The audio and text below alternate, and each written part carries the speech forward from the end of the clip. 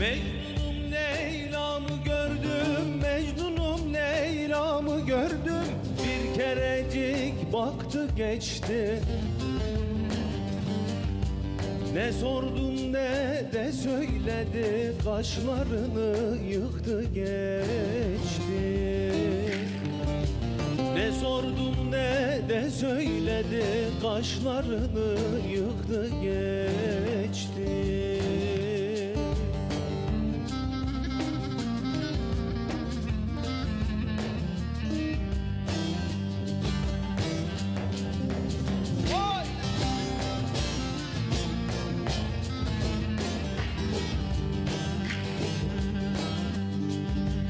Soramadım bir çift sözü, soramadım bir çift sözü.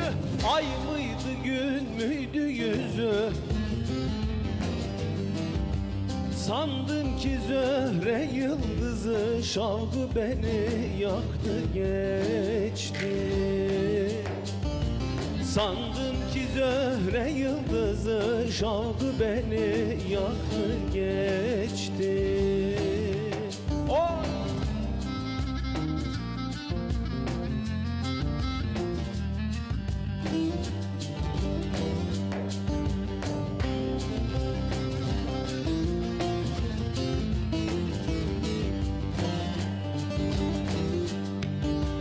Ataşından duramadım, ataşından duramadım. Ben bu sırra eremedim. Seher vakti göremedim, yıldız gibi aktı geçti. Seher vakti göremedim, yıldız gibi aktı geçti. Vay!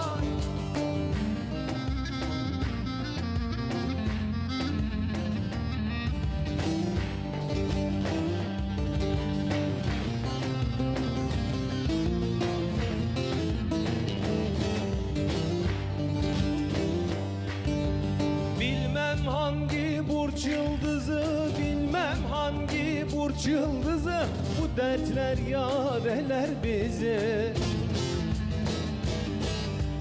Gamze oku bazı bazı, yar sineme çaktı geçti. Gamze oku bazı bazı, yar sineme çaktı geçti. Gamze oku bazı bazı, yar sineme çaktı geçti. Gamze oku bazı bazı, yar sineme çaktı geçti.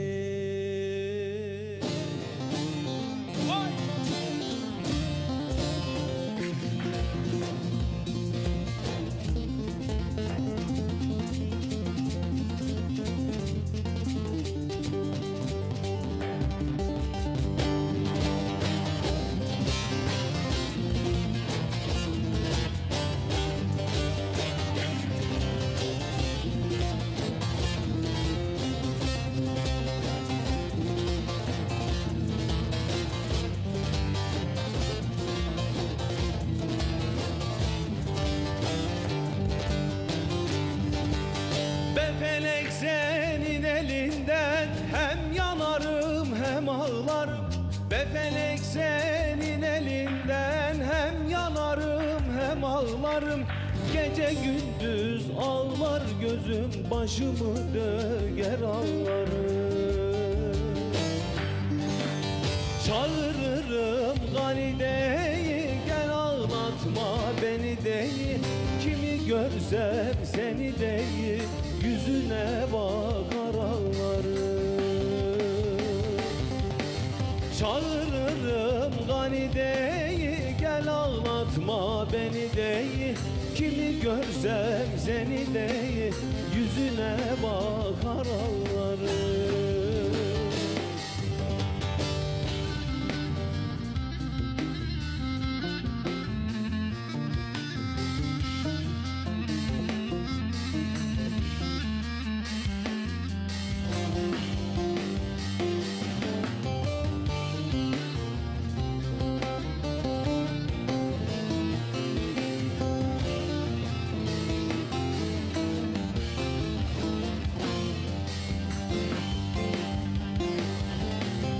Lütfeyle beyim urandır, gözümün yaşı barandır. Lütfeyle beyim urandır, gözümün yaşı barandır. Kaygılı gönlüm bir andır, hicrimi çeker ağlarım. Kara yoldan düştü derde, gece gündüz yanar narda. Hak kadı olduğu yerde, kabrimden çıkar ağlarım. Kara yoldan düştü derde, gece gündüz yanar narda. Hak kadı olduğu yerde, kabrimden çıkar ağlarım. Efendim hayırlı akşamlar. Biz yine her hafta pazartesi saatlerimiz 19.30 gösterdiği dakikadan itibaren Gönül Teli'yle birlikteyiz. Birbirinden kıymetli türküler, birbirinden değerli konuklarla ekranınızın başında bizi bekliyorsunuz, biliyoruz. Biz de bu iltifata, bu teveccühe layık olmak için elimizden gelen her şeyi yapıyoruz.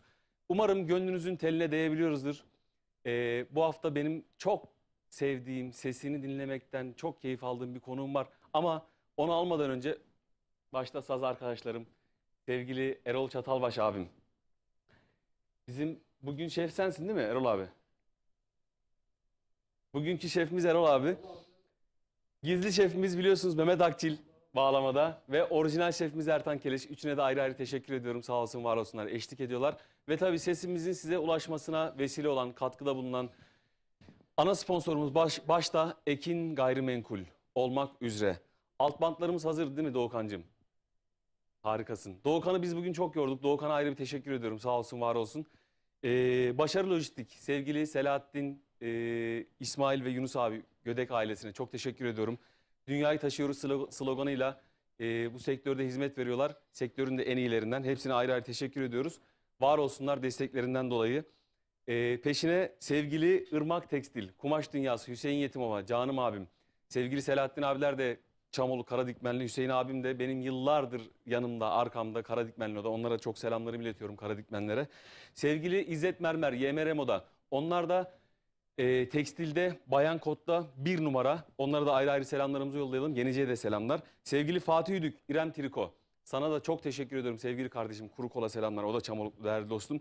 Ve Alagözler Sigorta, Nuri Avcı. O da benim Gümüşhaneli hemşerim. Kaletaşı köyünden Kaletaşı'na da ayrı bir selam yolladıktan sonra bir de Radyo 2'miz vardı bizim. Kaldırdınız mı arkadaşlar? 94.4.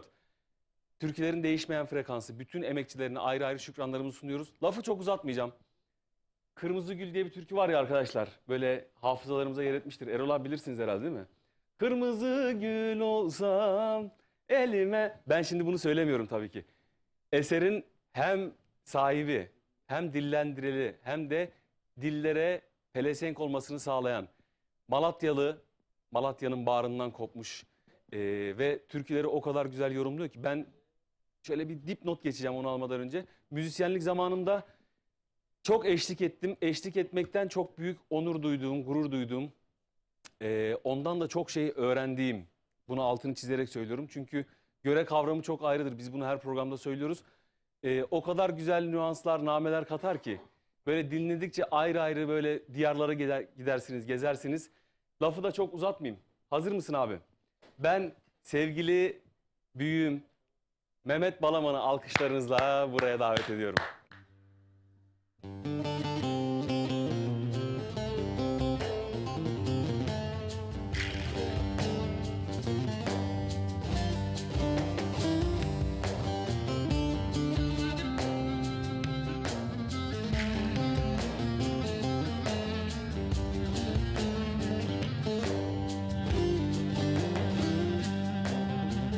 Kırmızı gül olsa elime almam, elime almam. Yandım ateşin aleyhine, bir daha yanmam ve yürür yürür. 100.000 yemin etsen sözüne kanmam, birine kanmam. İşin gücüldü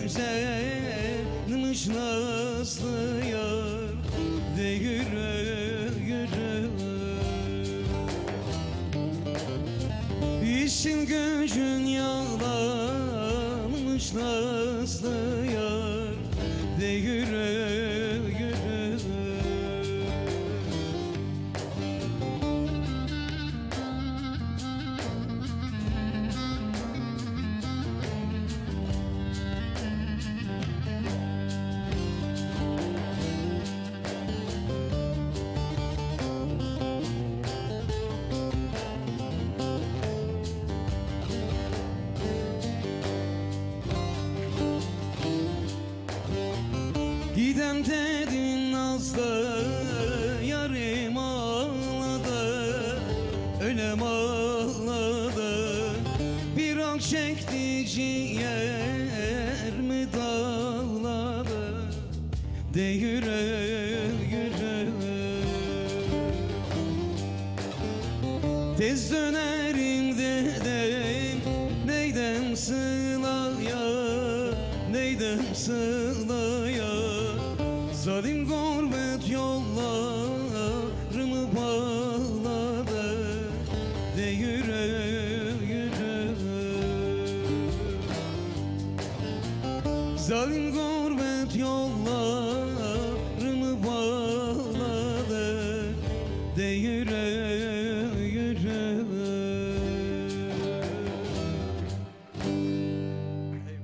Teşekkür ederim kardeşim. Mehmet abim, sevgili abim hoş geldin. Şerefler Hoş bulduk, getirdin. Hoş bulduk. Şimdi hemen söze girmem lazım unutmadan. Estağfurullah. Sen şimdi sevgili abi şef olarak ilan ettin ya. Evet Erol abi. Erol abi ama en son geldi. Şeflerden önce gelir.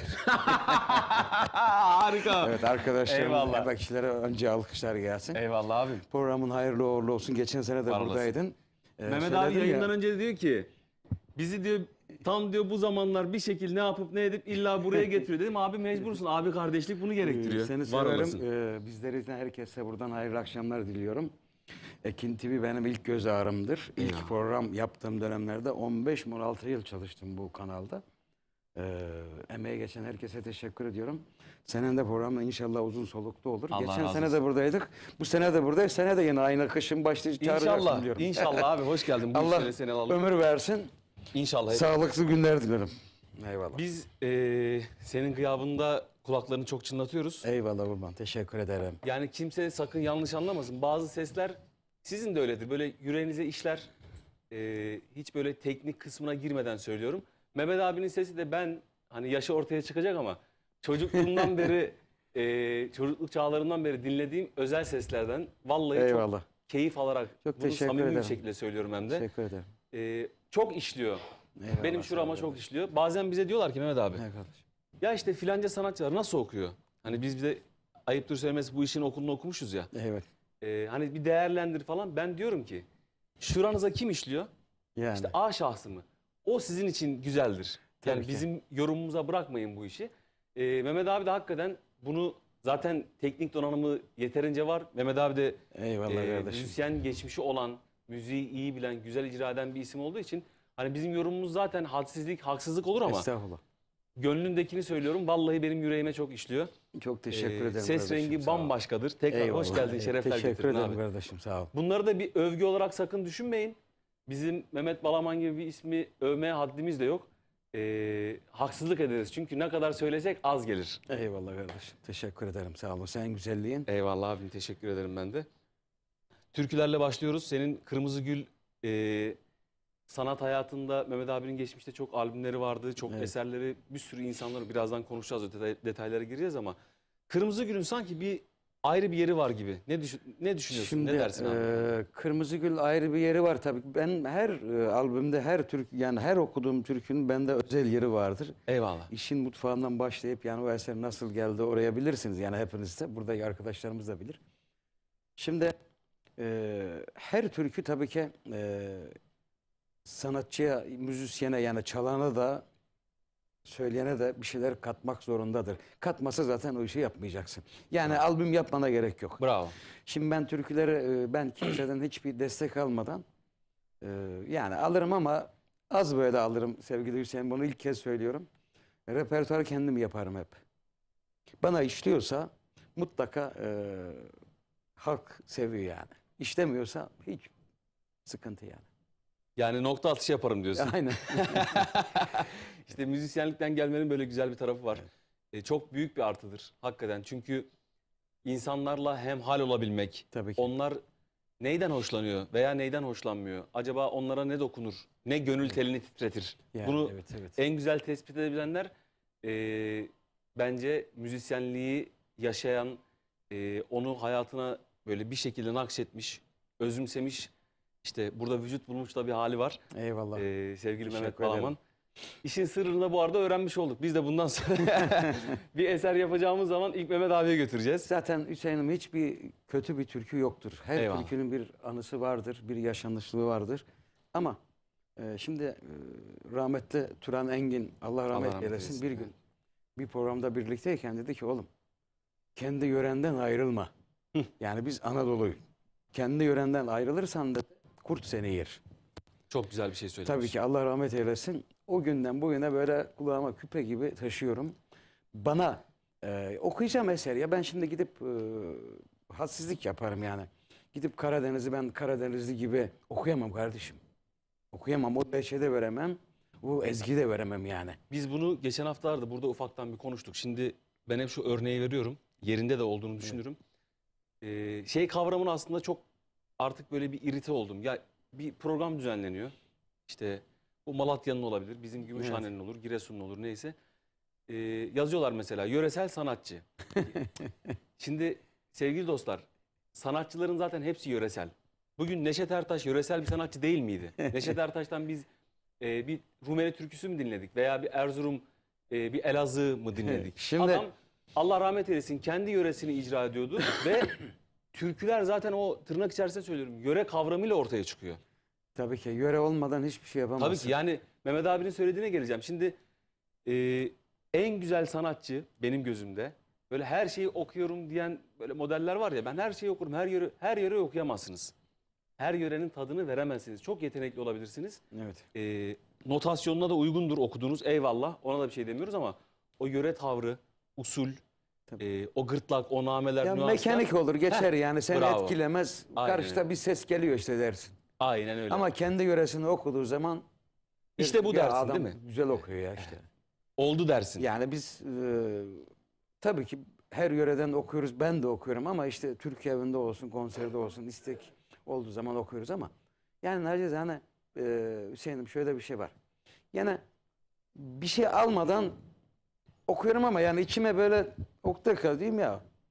Yani okudum ama nasıl okudum bilmiyorum kendi kendime. Tam Yani yansıtamadık diyoruz değil mi? ya Böyle ne içimizden? okudum da bilmiyorum yani. Eyvallah. Ama kendi yörende işte Anadolu olduğu zaman işte şimdi gider Kırşehir'de okuruz ama bir Neşet Baba gibi Allah rahmet eylesin okuyamayız kardeşim. Çekiç Ali'ler varken de Ama Allah işte rahmet işin eylesin. güzel tarafı da ne biliyor musun? Bak her yöredeki olan ağız güzel avazlatır. Evet. Şimdi onlar da gelir Karadeniz'de de gelir bizim yöreyi okuyamaz. Ne demiş Turan Engin burada? Bana ne demek istemiş? Demek ki biz Karadeniz'i okuyamayız. Karadeniz'i de gelip bizim yöreyi okuyamaz. Şöyle bir şey var şimdi Hüseyin'im. Meseleyi nereye getireceğim? Zaten tüm bu güzel türküler birleşince, hamurlaşınca ortaya geldiği zaman zaten kültür farklılığı meydana geldiği zaman güzel oluyor. Evet. Aynen Yani öyle. her yörenin kendisine göre bir halk oyunu var, halk türküsü var. Ondan sonra ağıdı var. Evet. Şimdi Tokat'a gidiyorsun. Hey 15'liği düşün. Millet oyun havası biliyor. Daha bugüne kadar ben biliyorum yani ne olduğunu da bilmeyenleri çok yani. İşte bugünlerde bir belgeseli falan yapıldı da TRT'de ya bu bir ağıttır işte. Şu savaşa girdikleri zaman böyle böyle olmuş, böyle yazılmış diye millet yeni anladı yani. Biz araştırmadan hemen tüketmeyi çok seven milletiz. Tüketmeyi Aslında seviyoruz, evet araştırsak neler var neler. Bu muhabbete devam edeceğiz. Ben şimdi Mehmet abiyle biz evvelden çalışırken ben ona nefesli çalıyordum. Hiç bu tarz muhabbetlere giremiyoruz. Şimdi Eyvallah kardeş. bu işin latifesi tabii ki. Eyvallah. Ama hakikaten böyle çok zamanımız da olmuyor. Gittiğimiz yerlerde programımızı yapıyoruz. Herkes malum evlerine, herkesin ailesi var bilmem ne. Şimdi burada yakalamışken bu muhabbet o kadar tatlı geldi ki ama sizi de çok sıkmak istemiyorum. Ben bir türkü okuyayım Tabii ki müsaadenle kardeşim. abi. Ne demek buyurun. Sen de onun peşine bağlayacağım bir şey olursa Yaparız aklına ya. gelirse hemen böyle. Sıkıntı yok. Arkadaşlar şu mesajları da sıfırlayalım. Ben bu arada az önce söylemeyi yine unuttum her hafta olduğu gibi. 0541 483 60 60 0541 483 60 60 bizim ücretsiz WhatsApp hattımız. Sevgili büyüğüm, abim Mehmet Balaman'dan dinlemek istediğiniz türküler varsa, nacizane benden de olursa yazın, yollayın. Biz de elimizden geldiğince, dilimizin döndüğünce seslendirmeye, yorumlamaya çalışalım.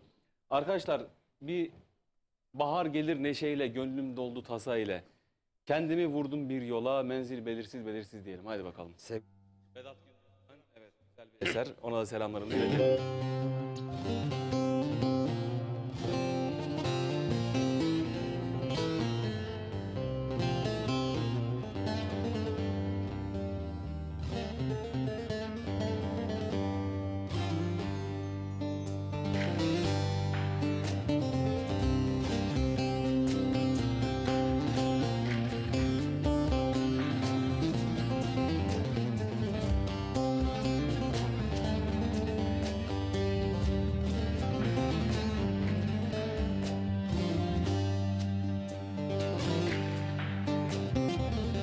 Bahar gelir neşeyle, gönlüm doldu tasa ile. Kendimi vurdum bir yola, menzil belirsiz belirsiz.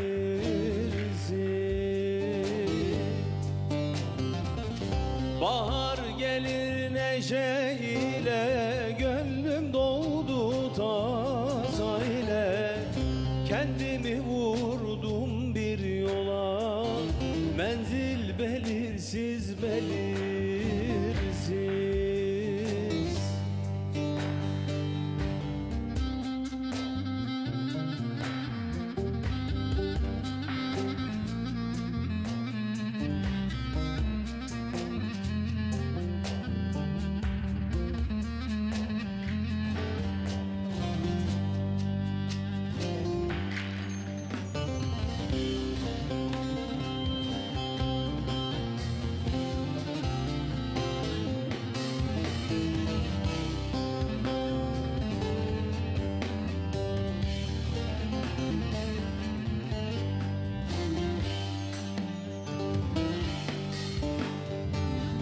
Uykudan ırak yaşadım, geceleri gam işledim. Gündüz güneşte titredim, derdim belirsiz belirsiz. Uykudan ırak yaşadım, geceleri gam işledim. Gündüz güneşte titredim, menzil belirsiz belirsiz.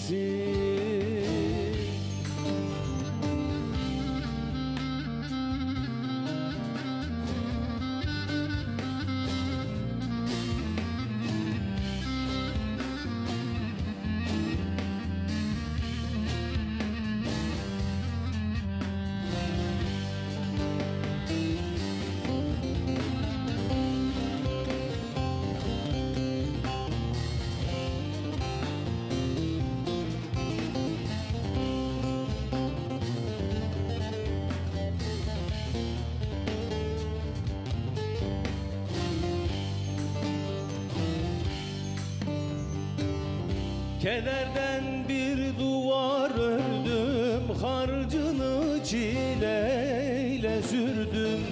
Yardan ayrı gönül yurdum, yerim belirsiz belirsiz.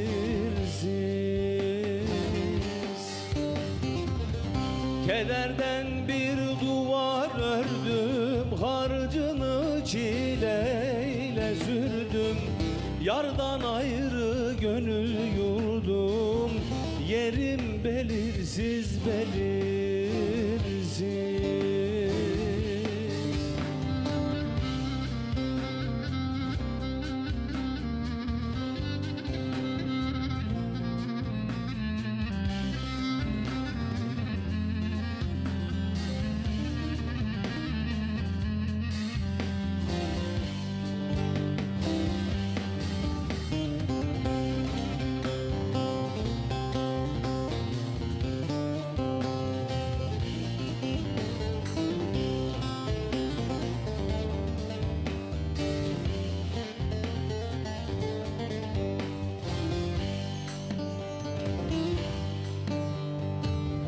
Gün doğduyum düştüm dara, kim anlata beni yara. Daha gelmem bu diyara, yönüm belirsiz belirsiz.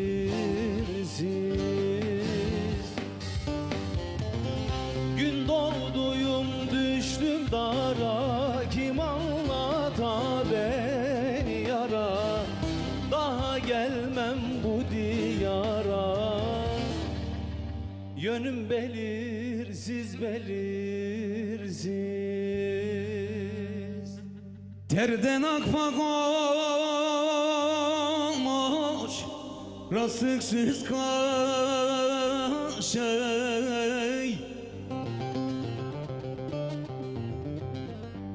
Dayanmış şafaya, durur durursun Fatma.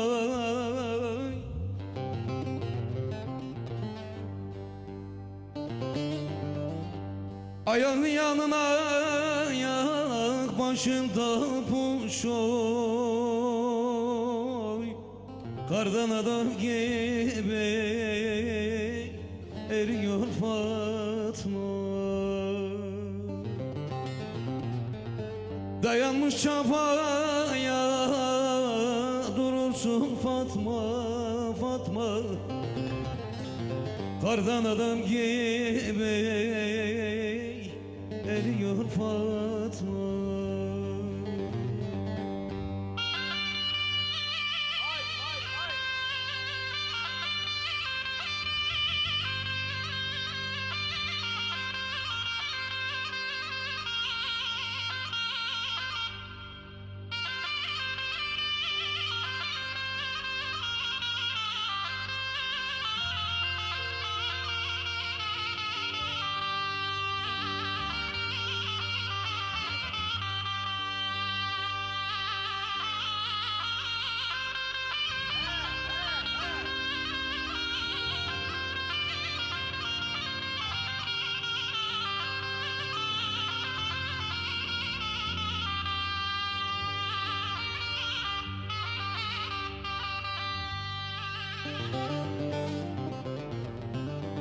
Yağın yok, tozun yok, dert kucak kucak. Her sene baharda böyle olur ancak. Zemherden soğuk, Temmuz'da sıcak. Hep senin başına vuruyor Fatma. Zemherden soğuk, soğuk, Temmuz'da sıcak. Hep senin başına vuruyor Fatma.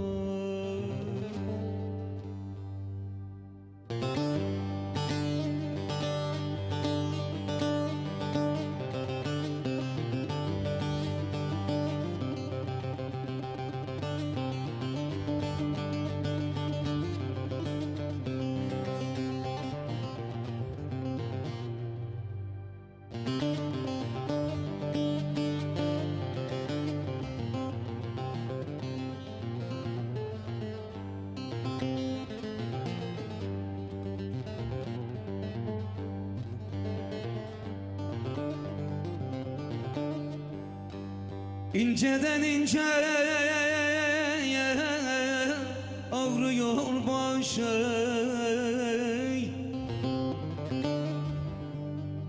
Soğudu ısınmaz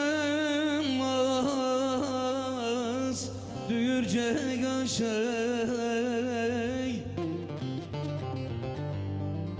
Çatlamış dudak, çürümüş dişey. Sana çok ızdırap veriyor Fatma. Çatlamış dudak, çürümüş dişey. Sana çok ızdırap veriyor Fatma.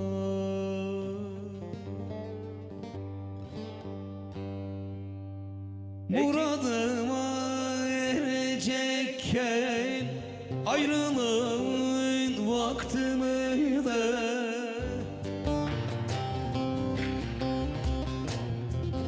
Yar sefasın sürecekken ayrılığın vakti miydi? Ayrılmanın vakti miydi?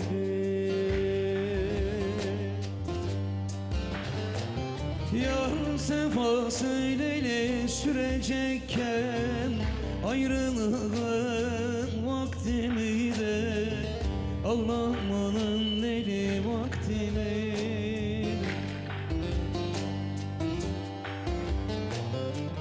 Dön gel yarim, dön gel gayrı, ya Yaşanmıyor nene senden ayrı.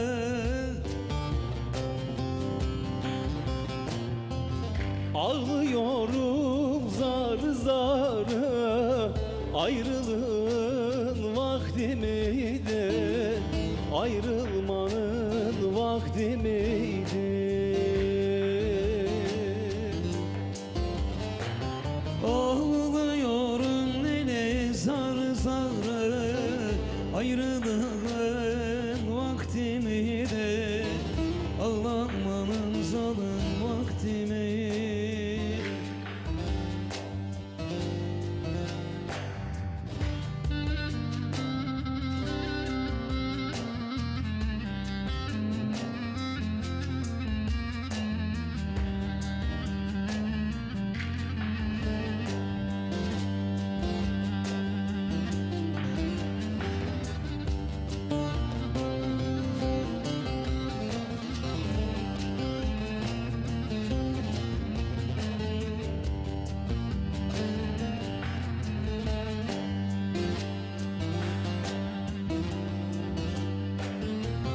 Oldu böyle bize ne oldu?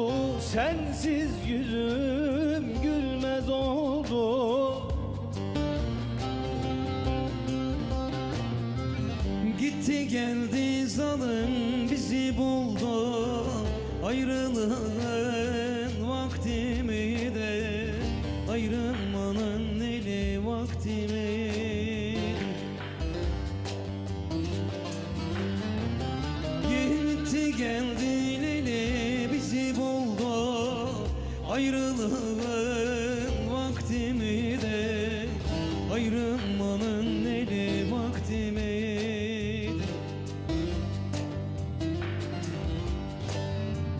Ekberiye yardım edin, gidin aman eli bir şey deyin. Ben duramda siz söyleyin, ayrılığın vakti miydi? Ağlamanın vakti miydi? Ben duramda leyli siz söyleyin, ayrılığın vakti miydi? Ayrılmanın dili vakti miydi? Şöyle bir ayağa da kalkalım abi. Eyvallah, estağfurullah kardeşim. Aşık Hüseyin'im, Ekber'in... Çok özür dilerim. Estağfurullah. 1,5 aydır bu öksürükten var ya. Tam güzel yerine tam böyle kendinden geç bir şey okuyacaksın. İyi yeri Bir geliyor. yerde böyle etkili. sıkıştırıyor değil mi? Hemen bir bana öksürük geliyor. 1,5 aydır geçmedi ya, biliyorsun. Geçecek inşallah abi. İnşallah. Bu güzel eser Ayrılığın Vaktimizde sözler Aşık Ekber'i Allah rahmet eylesin. Allah rahmet eylesin, mekanı cennet olsun. Çok büyük bir ustaydı. Çok güzel Pandemi sözleri vardı. döneminde Evet, vefat kaybettik. etti.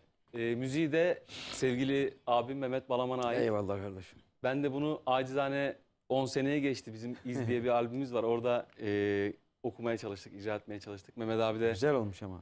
sağ olsun Güzel, bize sağlık. bütün imkanlarını sundu. Vallahi para istemedi, başta onu söyleyeyim. Allah razı olsun. Evet, sıkıntı yok baba bizde. Vallahi işin biz böyle esprisini, latifesini yapıyoruz ama hakikaten bunlar çok kıymetli, çok değerli şeyler. Tabii ki bir emek var. Karşılığı olmalı mı? Kesinlikle olmalı. Ama Mehmet abi müzisyenliğin ne kadar çileli, ne kadar meşakkatli, ne kadar zor bir yol olduğunu bildiği için bize o anlamda destek olmak istedi. Eyvallah. Tekrar buradayken huzurlarınızda teşekkür etmek istiyorum. Ben Var teşekkür olasın ederim abi. kardeşim. Her zaman kapımız herkese açıktır. Elimizden ne geliyorsa yardımcı oluruz. Allah razı Sıkıntı olsun. Çok teşekkür Eyvallah ederim. kardeşim. O bir önceki okuduğun uzun havayı ben senden ilk defa dinledim. Fatma O çok eskiden beri okuyordum da çok eski bir eser. anonim Yani. midir? Yoksa Anonim. İlk defa dinledim. Çok da Evet. Yani tam günahını almayayım. Belki de yani sahibi vardır ama çok eski. Yani şimdi yaşım belirtme Hüseyin. Meydana çıkmasın. kaçtı? 25 miydi abi senin yaş? Öyle bir şey hatırlıyorum ben. 25 değil, 15'tim. He 15 mi? Tabii, Pardon tabii. abi biraz büyük söyledim ya. Kusura bakma. Eyvallah. Şimdi ben aslında bu türkünün peşine bir türkü daha bağlayacaktım ama Hı.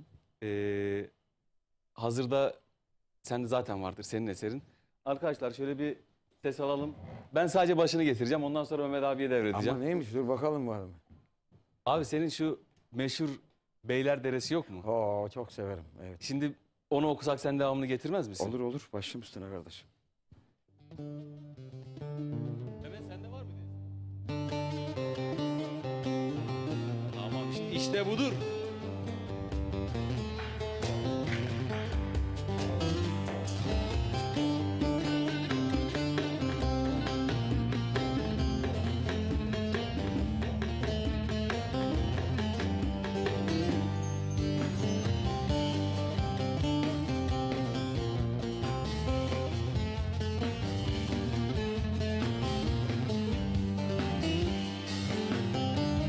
Beyler deresinden açtın gediği, kurban olan naz etme.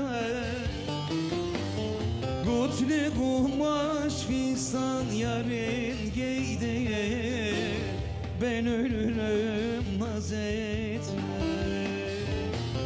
Kutlu kumaş fistan yarın giydiği, ben ölürüm naz etme.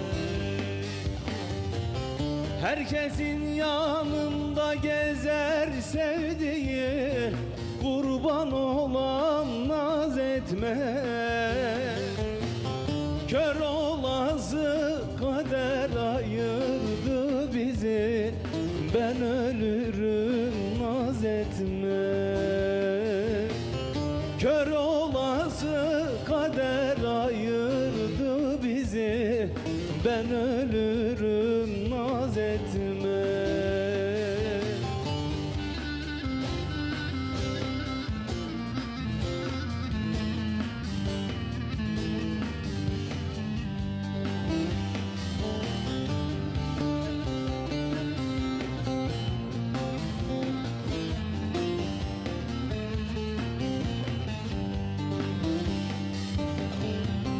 Aşağıdan esen seher yelimi, kurban olan naz etme. Benim gönlüm divaneme delime, ben ölürüm naz etme.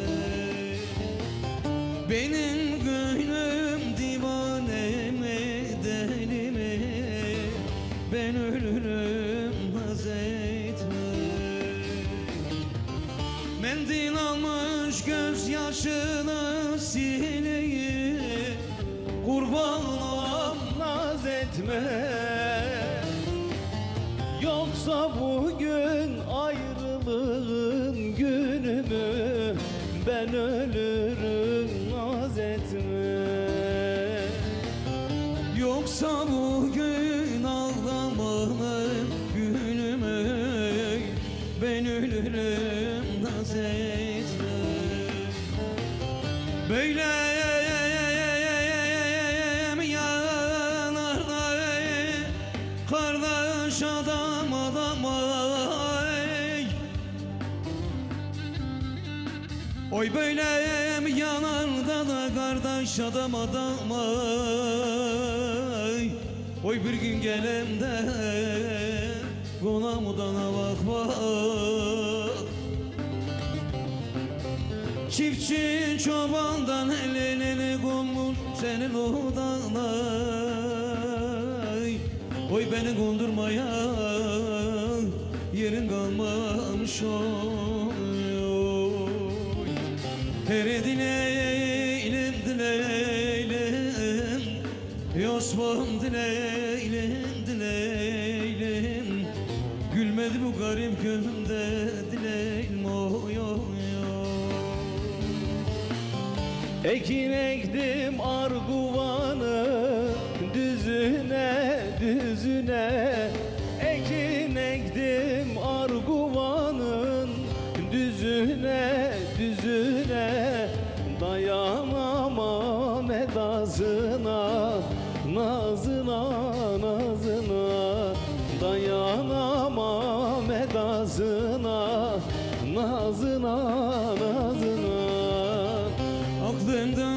geçmezdi sebep ayrılmak ayrılmak, aklımdan geçmezdi sebep ayrılmak ayrılmak. Ben aldandım o zalimin sözüne sözüne, ben aldandım o çirkinin sözüne sözüne.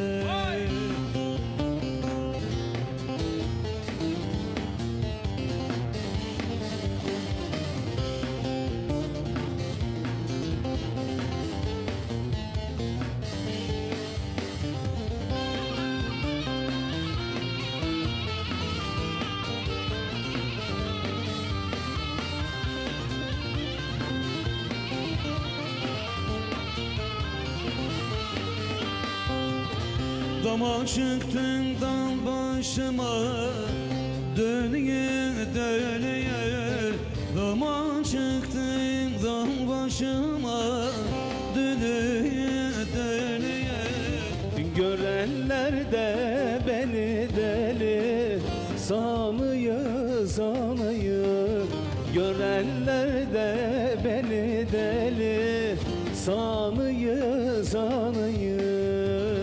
Bu nasıl sevdaydı geldin başıma başıma, bu nasıl bir sevda geldi başıma başıma. Soyga gönlüm cayır cayır yanıyor yanıyor. Deli gönlüm cayır cayır yanıyor yanıyor.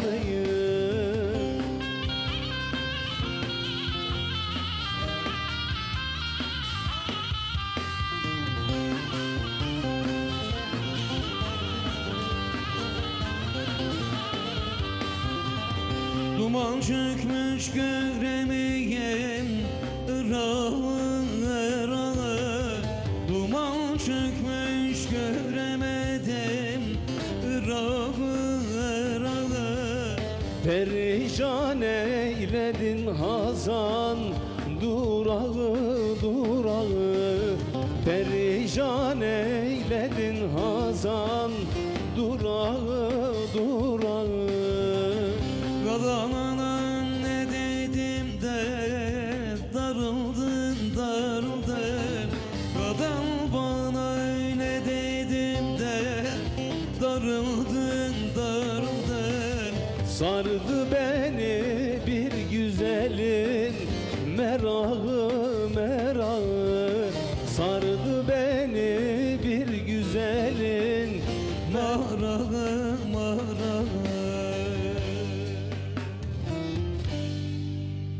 Eyvallah.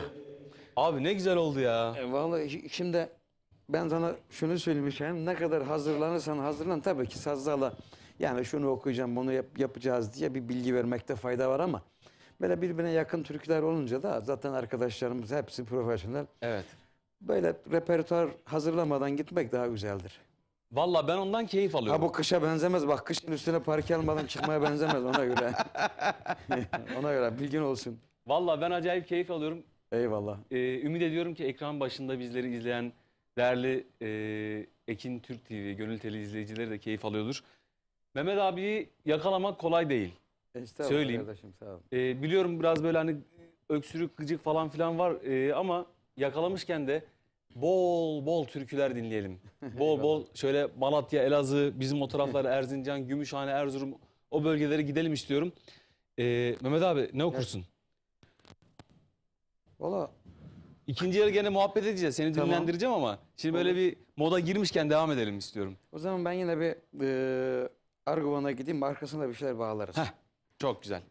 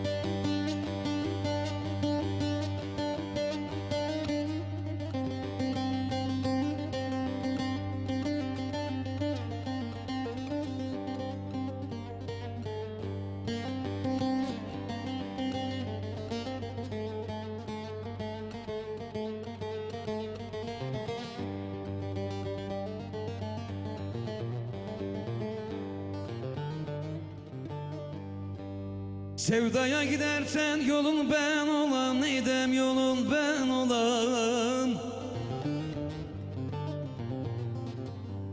Sevdaya gidersen yolun ben olam, yolun ben olan. Tatlı söz söyleyen dilin ben olam, ah dilin ben olamam. Yedi ziyarete de dilek diledim, neydim diledim. Koynumda kurumuş gülün ben olam, soyka gülün ben olamam. Koynumda kuruyan gülün ben olam, neyden gülün ben olamam.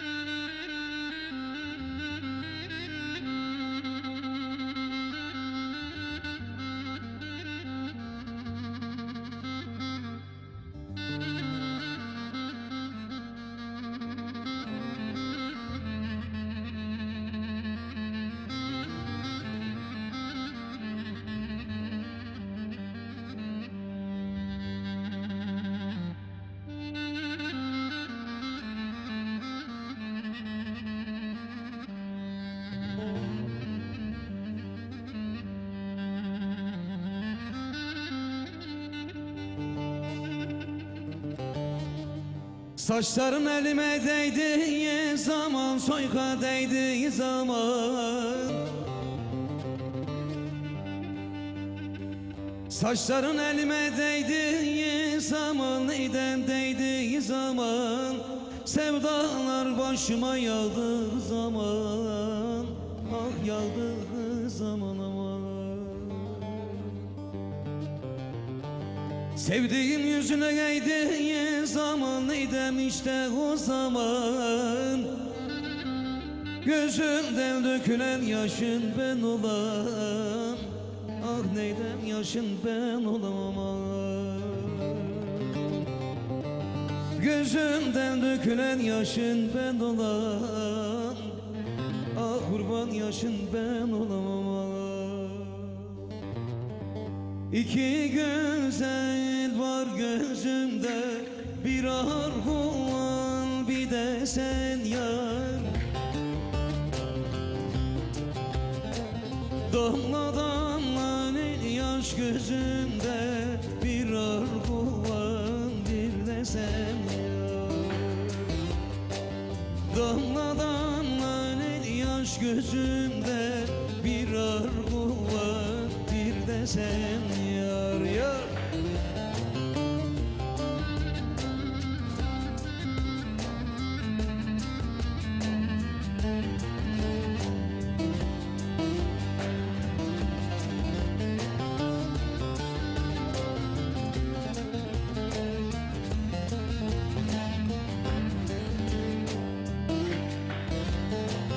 Arhuvanın tozlu yolu, kızıktadır nazlı gülü.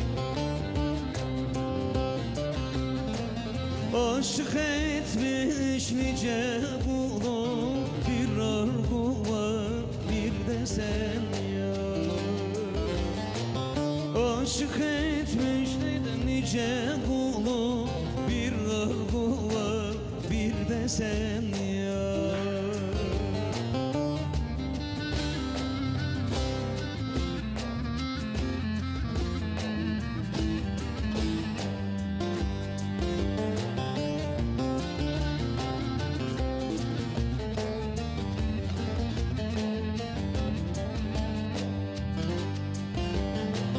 Bohçasında toplarmışmış, güzel sevmek ne zor işmiş.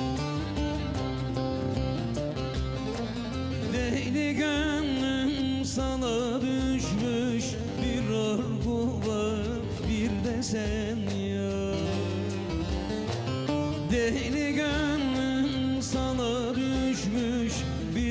götür gel bir de sen yar. Deli gönlüm Sana düşmüş bir beşiran. Benim oraya selam yollamam lazım abi. Deli gönlüm sana düşmüş bir arguvan. bir Giresun. Bir de Çamoluk. Çamoluk da olsun. Kayanın dibinde oy oy. Mal mı yayılır oy oy. Mal mı yayılır oy oy. Düşeğin üstünde dediler nar mı suyulur oy oy. Nar mı suyulur oy oy. Bir kere görmeyle oy oy. Yar mı sevilir oy oy. Yar mı sevilir oy oy. Gecesi gündüzü derler bir olmayınca oy oy. Bir olmayınca oy.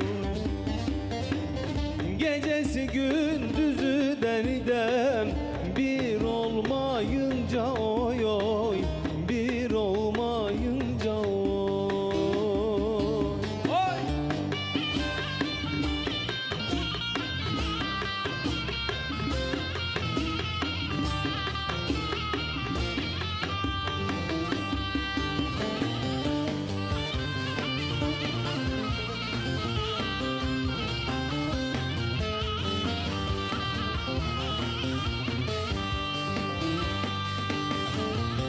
Karanfil ekmişim oy oy.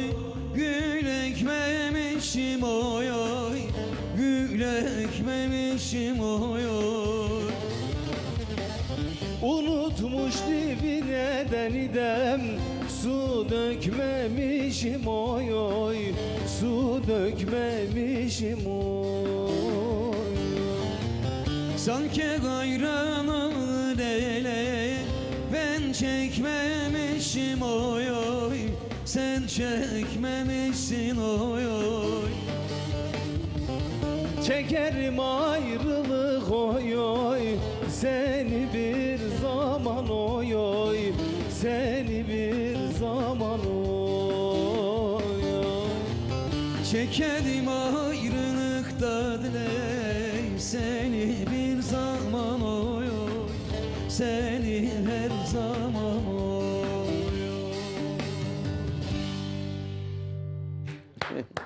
Eyvallah, ağzına sağlık kardeşim. Vallahi ben az önce yöre muhabbetinden konuştuk. Aslında kendi yörem değil. Mehmet abiden öğrendiğim kadarıyla böyle Malatya türküleri okumaya çalışıyorum. İnşallah Eyvallah. düzgün icra ediyoruzdur. Yani Sıkıntı hatamız yok, varsa da kurbanım. affola. Eyvallah. Kıymetli dostlar, biz minik bir aramız var. Ondan sonra tekrar gönül telinde buradayız. Sevgili abi Mehmet Balamoğlu'ndan Eyvallah. gene güzel türküler dinleyeceğiz. Ayrılmayın bir yere.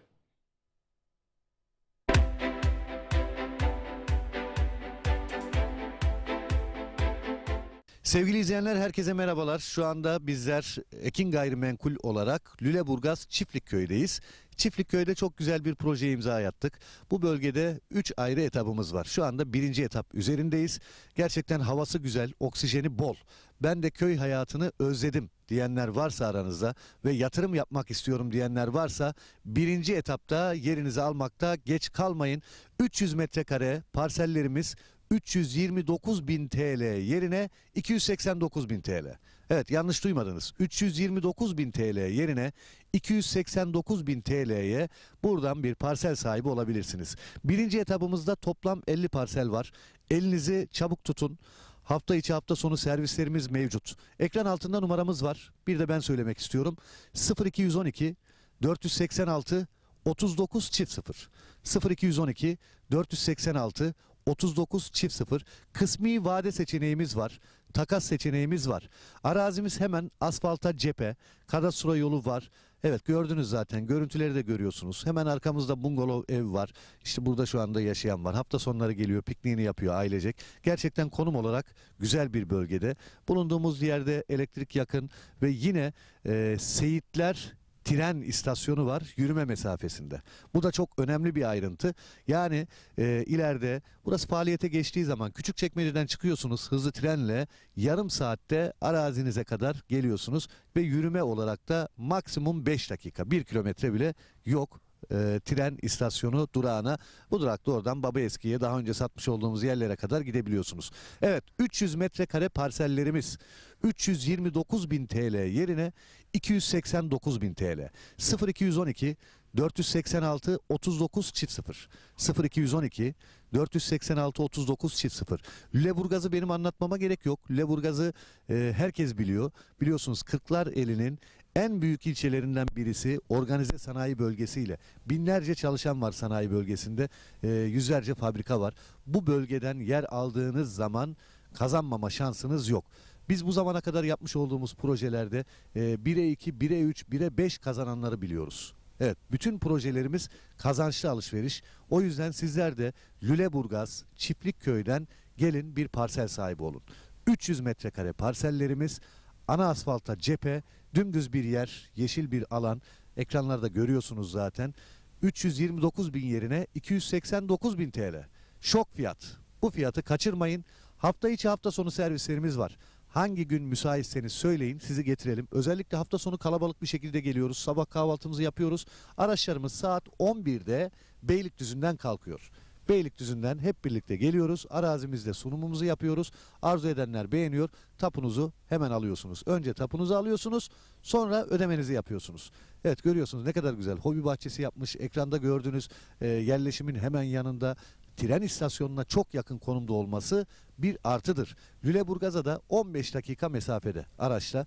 Lüleburgaz gerçekten çok büyük bir sanayi kenti, organize sanayi bölgesi. Bu bölgeler işte denize yakın bölgeler, nüfusun arttığı bölgeler ve sanayiye yakın olan bölgelerden arazi, toprak sahibi olduğunuz zaman mutlak kazanıyorsunuz. Minimum 1'e 2 diyebilirim. Yani seneye burası şu anda 289.000 liraya zaten indirimli alıyorsunuz. Bakın 40.000 TL bir indirim var. Seneye belki burası işte 600.000 lira olacak. O yüzden bu fırsatı iyi değerlendirin diyorum. 300 metrekare. Ha, arzu edenler vardır, ben 600 metrekare alacağım diyordur. Alabilirsiniz. Yeri görmeden karar vermeyin. Gördüğünüz zaman zaten anlattığımızı göreceksiniz. Burada Çiftlikköy bölgesinde 3 etapımız var. Şu anda 1. etapta satışımız başladı. 1. etapta benim bulunduğum yer. Evet, kadastro yolunun şu anda ben üzerindeyim. Arkamda bungalov ev var. Hobi bahçesi yapılmış, etrafı çevrilmiş. Sizler de aynı şekilde yapabilirsiniz. Yine drone çekimlerimizde görüyorsunuz işte yine hobi bahçeleri var, evler var, binalar var. İnsanlar burada bir yaşam sürüyor. Yaşam merkezinin hemen yanı başında ve özellikle söylüyorum burası çok önemli. Tren istasyonuna yürüme mesafesinde ve bu fırsatı da değerlendirin derim. Ekin Gayrimenkul olarak bu zamana kadar hep kazandırdık. Bundan sonra da kazandırmaya devam edeceğiz.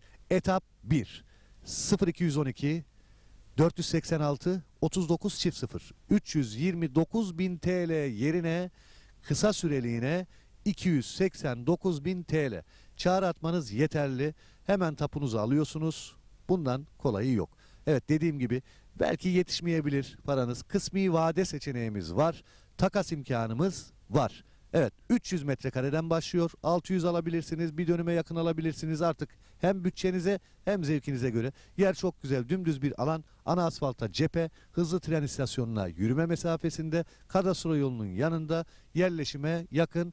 Lüleburgaz Sanayi Bölgesi ve Çiftlikköy'ünün içinde 1. etap. 329.000 TL yerine 289.000 TL kısa süreliğine. Bu fırsatı değerlendirin. Numaramızı tekrar ediyorum. 0212 486 39 0. Çağrı atmanız yeterli. 0212 486 39 0.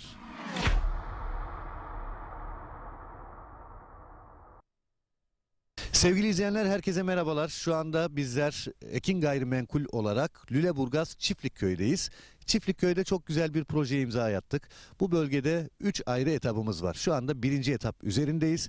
Gerçekten havası güzel, oksijeni bol. Ben de köy hayatını özledim diyenler varsa aranızda ve yatırım yapmak istiyorum diyenler varsa 1. etapta yerinizi almakta geç kalmayın. 300 metrekare parsellerimiz 329.000 TL yerine 289.000 TL. Evet, yanlış duymadınız. 329.000 TL yerine 289.000 TL'ye buradan bir parsel sahibi olabilirsiniz. Birinci etabımızda toplam 50 parsel var. Elinizi çabuk tutun. Hafta içi hafta sonu servislerimiz mevcut. Ekran altında numaramız var. Bir de ben söylemek istiyorum. 0212 486 39 çift 0. 0212 486 39 çift 0. Kısmi vade seçeneğimiz var. Takas seçeneğimiz var. Arazimiz hemen asfalta cephe. Kadastro yolu var.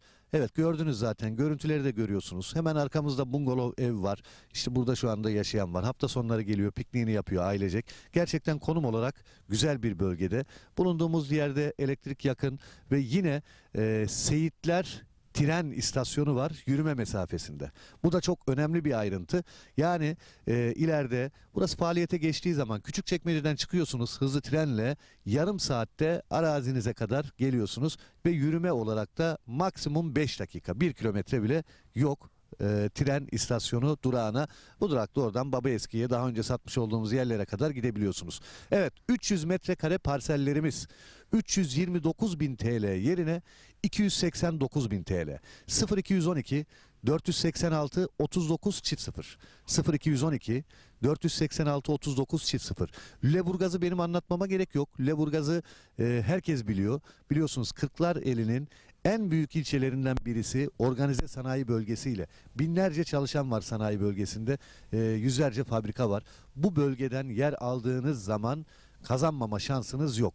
Biz bu zamana kadar yapmış olduğumuz projelerde 1'e 2, 1'e 3, 1'e 5 kazananları biliyoruz. Evet, bütün projelerimiz kazançlı alışveriş. O yüzden sizler de Lüleburgaz Çiftlikköy'den gelin bir parsel sahibi olun. 300 metrekare parsellerimiz, ana asfalta cephe, dümdüz bir yer, yeşil bir alan. Ekranlarda görüyorsunuz zaten.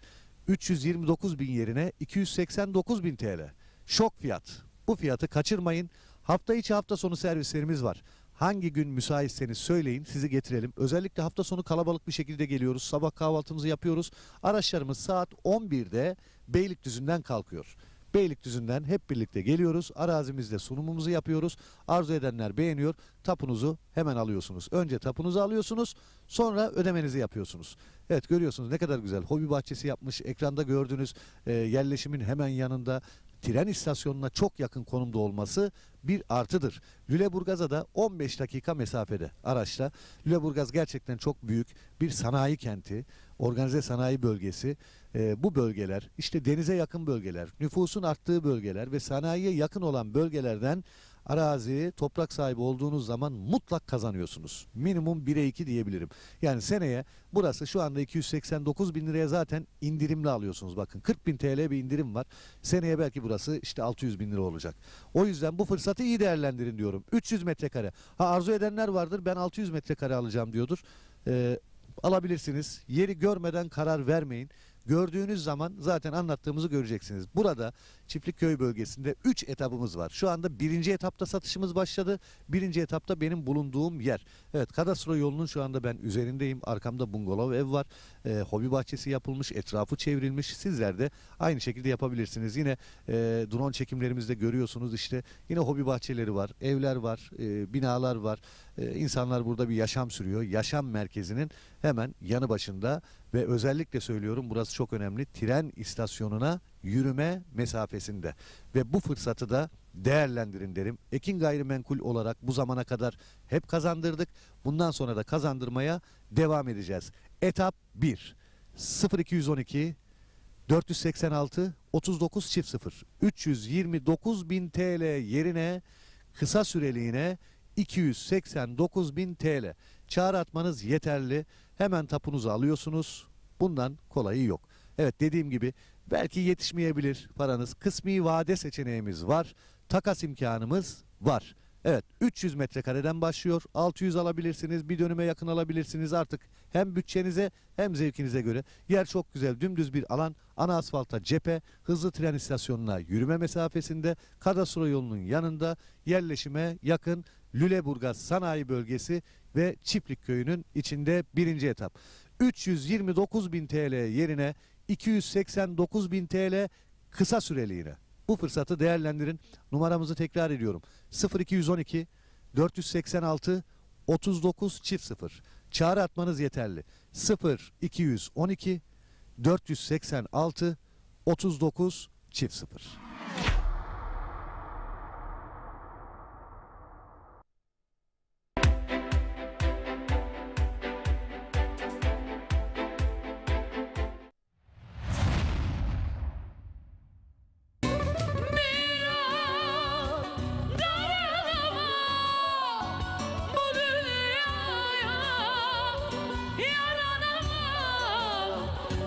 Yaralar yaralar,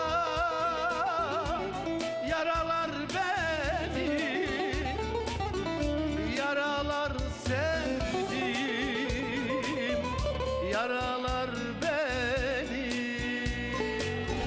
Gel başım belada, beni bu karakollarda. Öyle bıkmışım ki kendimden, vurdum düştüm dalımdan. Özlem İlgen ve Orhan Narinci'nin hazırlayıp sunduğu Özlem Dolu Ezgiler programı her salı saat 19'da Ekin Türk TV'de sizlerle. Bayrama, bayramda, bayrama.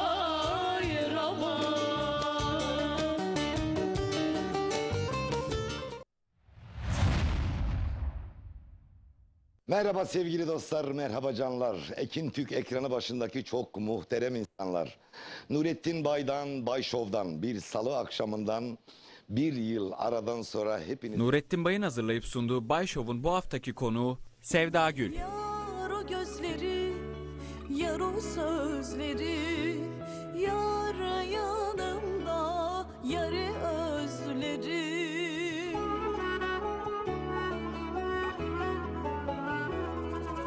Ah bir bilse bir Bay Show programı her salı saat 21.30'da Ekin Türk TV'de sizlerle. Yanımda kalmadın canımın içi.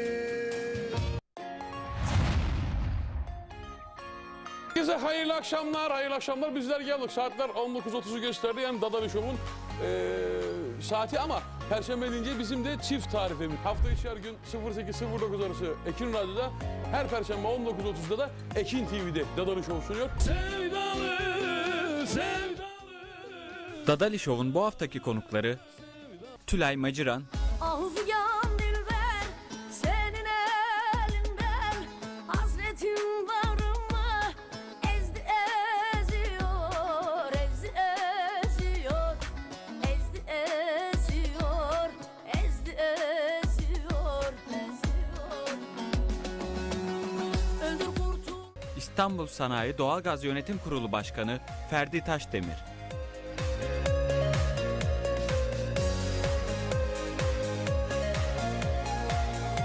Dadali Show her Perşembe saat 19.30'da Ekin Türk TV'de sizlerle.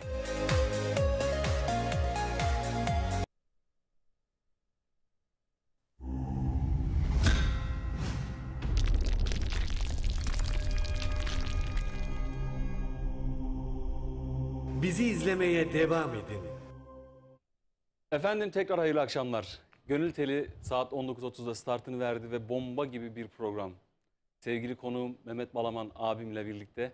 İlk yarı vallahi birbirinden güzel türküler okuduk. Türküleri birbirinden ayırt etmek gibi bir kastımız yok ama o kadar keyifli geçti ki kaçıranlar çok şey kaçırdı. O zaman ilk yarı 1-1 berabere bitti değil mi? İş penaltılara gidebilir. Tamam. Penaltılara gidebilir. Uzatma da oynayabiliriz. Tamam. Çok güzel türküler okuduk. Sevgili saz arkadaşlarımız abim Erol Çatalbaş, sevgili bağlamada Mehmet Akçil ve keyboard'da tuşlu çalgılarda Ertan Keleş ve tabii ki kamera arkasında bizlere görüntülerimizi en güzel şekilde alıp size ulaştıran sevgili Doğukan Murat abi, sesimizi en güzel şekilde ulaştıran sevgili Hayrettin abi, Tuğçe Hanım, Cihat Bey, hepsine ayrı ayrı teşekkür edelim. İlk yarı bayağı bir mesaj geldi. Ben bilerek ikinci yarıya bırakıyorum. Hani ilk yarı okursak Mehmet abi ekranın başından ayrılırlar falan. Tabii. Onu düşünerek şimdiye bıraktım. Müsaadeniz olursa mesajlara biraz yer vereceğim. Ondan sonra türkülerle gene devam edeceğiz. Ama kimin katkılarıyla? Tabii ki başta ana sponsorumuz Ekin Gayrimenkul. Çok teşekkür ediyoruz katkılarından dolayı, var olsunlar. Ve bize alt bant reklamlarıyla destek veren, hazırsa hemen şöyle bir göreyim. Görelim ölelim. Dünyayı taşıyoruz sloganıyla sevgili Yunus, Selahattin ve İsmail Gödek abim, Başarı Lojistik. Onlara çok teşekkür ediyorum, var olsunlar. Hüseyin Yetimova, canım abim, her zaman destekçimdir. Kumaş Dünyası, Irmak Tekstil. Onlar da kumaşta 1 numara Merter'deler. Toptan satış yapıyorlar. Sevgili İzzet Mermer, Yenice'nin yiğit adamı. YMR Moda, onlar da bayan kot denimde 1 numaralar. Vallahi hepsine çok teşekkür ediyorum. Sevgili Fatih Üdük, canım kardeşim, sana da çok teşekkür ediyorum. Senin vesilenle de Kuru Kola Çamol'a tekrar selam yollayalım İrem Triko'ya. Ve Alagözler Sigorta, Nuri Avcı benim hemşerimdir. Ona da ayrıca teşekkür ediyoruz katkılarından dolayı, var olsunlar. Radyo 2'ni gene ben söyleyeyim, 94.4 Türkülerin değişmeyen frekansı. Bütün emekçilerine selamlar, saygılar. Şimdi geldik mesajlarımıza. Mehmet abi seni biraz dinlendireyim o arada da. Tabii ki, buyurun. İstanbul'dan ben Habibe Toprak, hayırlı programlar dilerim. Mehmet Balaman'dan güzel bir türkü istiyorum. Dadaşlara gelsin demiş. Eyvallah Erzurum'a. Selam olsun selamlar. Erzurum'a. Selam Mehmet Bey, Kahramanmaraş'tan Kemal, sizden Kayanın Dibinde türküsünü istiyoruz demiş. Biraz önce okumuştuk onları. Armağan iyisin. edelim. Eyvallah. İyi akşamlar Mehmet Bey, sizi görmek ne güzel. Sizin çok büyük hayranınızım. Ben Erzurum'dan Serap, sizden Arguvan'a gidemem parçasını ailem Tamam, için okuyalım. özellikle Ömer Eymen'ime istiyorum demiş. Selam olsun kardeşim. Eyvallah. Ankara Mamak Akdere Mahallesi'nden Harun Doğanay, her akşam Ekin kanalı izliyoruz. Malatya'nın meşhur türküsünü çalarsanız sevinirim demiş. Malatya'nın o kadar çok meşhur türküsü var ki hepsini okumaya kalksak yayın yetmez, doğru mu abi? Evet. Elimizden geldiğince okuyoruz. Bütün türkülerim size armağan olsun. İyi yayınlar, ben Danimarka'dan İsmail Hakkı Şahan. Sıradaki parça tüm gurbetçilere, Yozgat'a, Şahan ailesine gelsin demiş. Eyvallah, Yozgat'a selamlar. Eşim Oktay için Mehmet Balaman'dan bir şarkı diyorsunuz. Ben her hafta düzeltiyorum. Bir türkü istiyorum. Seni çok seviyorum biricik eşim demiş. Eyvallah. İyi akşamlar Mehmet abi. Malatya Doğanşehir'den selamlar. Abi senden güzel bir Malatya parçası istiyorum tüm Malatyalılara. Eyvallah. demiş. Selam olsun Doğanşehir'e. İyi akşamlar herkese. Ben Melek Babalı Sadık Çiçek. Melek Babalı Sadık Çiçek. Malatya Melek Baba Mahallesi. Evet. Benim şimdi- doğduğum mahalle. Öyle mi? Büyüdüğüm mahalle. Evet. Selam olsun. Mehmet Balaman'dan Arguvan'a gidemem türküsünü rica ediyorum demiş tüm Melek Babalılara. Eyvallah. Ankara Sincan'dan iyi yayınlar. Şahin Özmen, eşim Aysel, Ahmet, Sametcan, kızım Duygu, İstanbul'da oturan tüm akrabalarıma demiş. Eyvallah, selamlarımızı iletelim. İyi akşamlar, ben Malatya Hekiman'dan Celal Yeniceli. Mehmet Balaman'dan tüm koca özürlüler için bir uzun hava istiyorum demiş. Olur. Hekimhan'a da gideriz. Merhabalar, ben Ertuğrul Gümüş, iyi yayınlar. Mehmet Balaban'dan ayrılığın vakti miydi? Biraz İstemiş önce Gümüş, okumuştuk. evet. Kendisine Ne armağan demiş? olsun. Piknik alanında ağırlamıştık Mehmet Balaman'ı demiş. Eyvallah. Eyvallah. Teşekkür ediyorum. Selam olsun. Hayırlı akşamlar, hayırlı yayınlar. Ben İstanbul'dan Hatice Çobanoğlu. Eşim Selahattin Çobanoğlu'na gelsin Mehmet kardeşinden. Aralarda türküsünü istiyorum demiş. Zamanımız Eyvallah. olursa İyi okuruz. akşamlar, ben Enes Birer. Mehmet Balaman ağabeyimden Ekin Ektim Arguvan'ın düzüne. Az önce onu da okuduk. Evet. Orkestrada güzel bağlamasıyla eşlik eden Mehmet Akçil ağabeyime de sevgiler demiş. Mehmet bak, senin de hayranların mesaj atıyor. Bir selam söyle, Enes Birer diyor. Enes Birer tanıyor musun? Eyvallah. Bizim o da müzisyen kardeşimiz ama şu Öyle mi? anda askerde kendisi. Ha, eyvallah. Askeri bölümünü seçti yani şu anda. Ona da Komutanım diyoruz artık ona. komutanımıza selamlar. Kıymetli hemşerim kardeşim. Mehmet Balaman'a Elazığ Baskil Seza firma ismi söyleyemiyoruz. O yüzden kusurumuza bakmayın. Kucak dolusu selamlar gönderiyorum. Kıymetli hemşerimi severek dinliyorum. Eline emeğine sağlık demiş. Cenneti bulacaktır eserini istiyorum demiş. Erkan İlkılıç. Selam olsun Erkan İyi Bey. yayınlar, ben Aydın Söke'den Naci Bilgi. Saçların taramışsın eserini istiyorum demiş. Eyvallah. İyi yayınlar, ben Erzurum Aşkale Tecer Köyü'nden Hüseyin Çelebi. Mehmet Balaban'dan nasıl methedeyim sevdiğim seni. Erzurum Eyvallah. Bursa'yı demiş. Eyvallah. Size de selamlar Erzurum Aşkale'ye. İyi yayınlar, ben Yozgat Şefaatli Gülistan Köyü Efendi Turhal Balaman'dan dere boyu dar dediler. Söyler mi demiş. Söyler misin Mehmet Okuruz, abi? oku. Niye okumayalım? Hayırlı akşamlar. Mehmet Balaman'dan Beyaz Gelinlik eserini arz ederim demiş. Hüseyin Vahapcan Altunkara. Teşekkür Eyvallah. ederim. Hayırlı akşamlar dilerim. Ekin TV Batman'dan Şahabettin Çelikkaya bir parça isterim Çelikkaya ailesine demiş. Eyvallah, Batman'a da selamlar. İyi akşamlar, ben Malatya Doğanşehir'den Mertcan Çakaş. Mehmet Balaman'dan Beyaz Gelinlik türküsünü istiyorum demiş Çakaş ailesine. Eyvallah. Elazığ'dan Bakşi aileleri sizi izliyor. Lütfen kız üşüme türküsünü Mehmet abiden özellikle rica ediyorum demiş. Evet, tam kış günü o türkü de iyi gider ya. Hüseyin Bey merhaba. Selam Öncelikle olsun. yeni programın hayırlı olsun. Uzun soluklu olmasını diliyoruz. Mehmet kardeşimden Hiç Soran Var mı adlı türküsünü istiyoruz. İzmir'den emekli öğretmen Ali Gürses. Eyvallah. Bir iki ay eski albümü okumuştum. Güzel bir türküdür. Senin okuduğun bütün türküler Eyvallah. zaten abi. Ankara Tuzluçayır'dan Nazmiye Özdemir. Mehmet Balaman'dan Özlüyorum Özlemem mi? Eşim Mahmut Özdemir'e gelsin. Tuzlu demiş. Çayır'a selamlar olsun. Hayırlı akşamlar, hayırlı yayınlar. Çok değerli Mehmet Balaman abimize saygılar, sevgiler. Mehmet abiden Eyvallah. İnsaf eserini istiyorum demiş. Karahan ailesine gelsin. Okuruz. Demiş. Eyvallah. Hayırlı yayınlar. Van Tuşba, Kasımoğlu köyünden Onur Baştürk, değerli abi Mehmet Balaman'dan Gençliğimi Geri Ver parçasını annesine ve bütün Baştürk ailesine armağan ediyor. Eyvallah. Ben Nurettin Ağar. İyi akşamlar abi. Mehmet Balaman'dan Hüsna Cone türküsünü Kürtçe. istiyorum. Evet, senin o meşhur sizin Kürtçeniz çok güzel. Ben de onu çok seviyorum o eseri.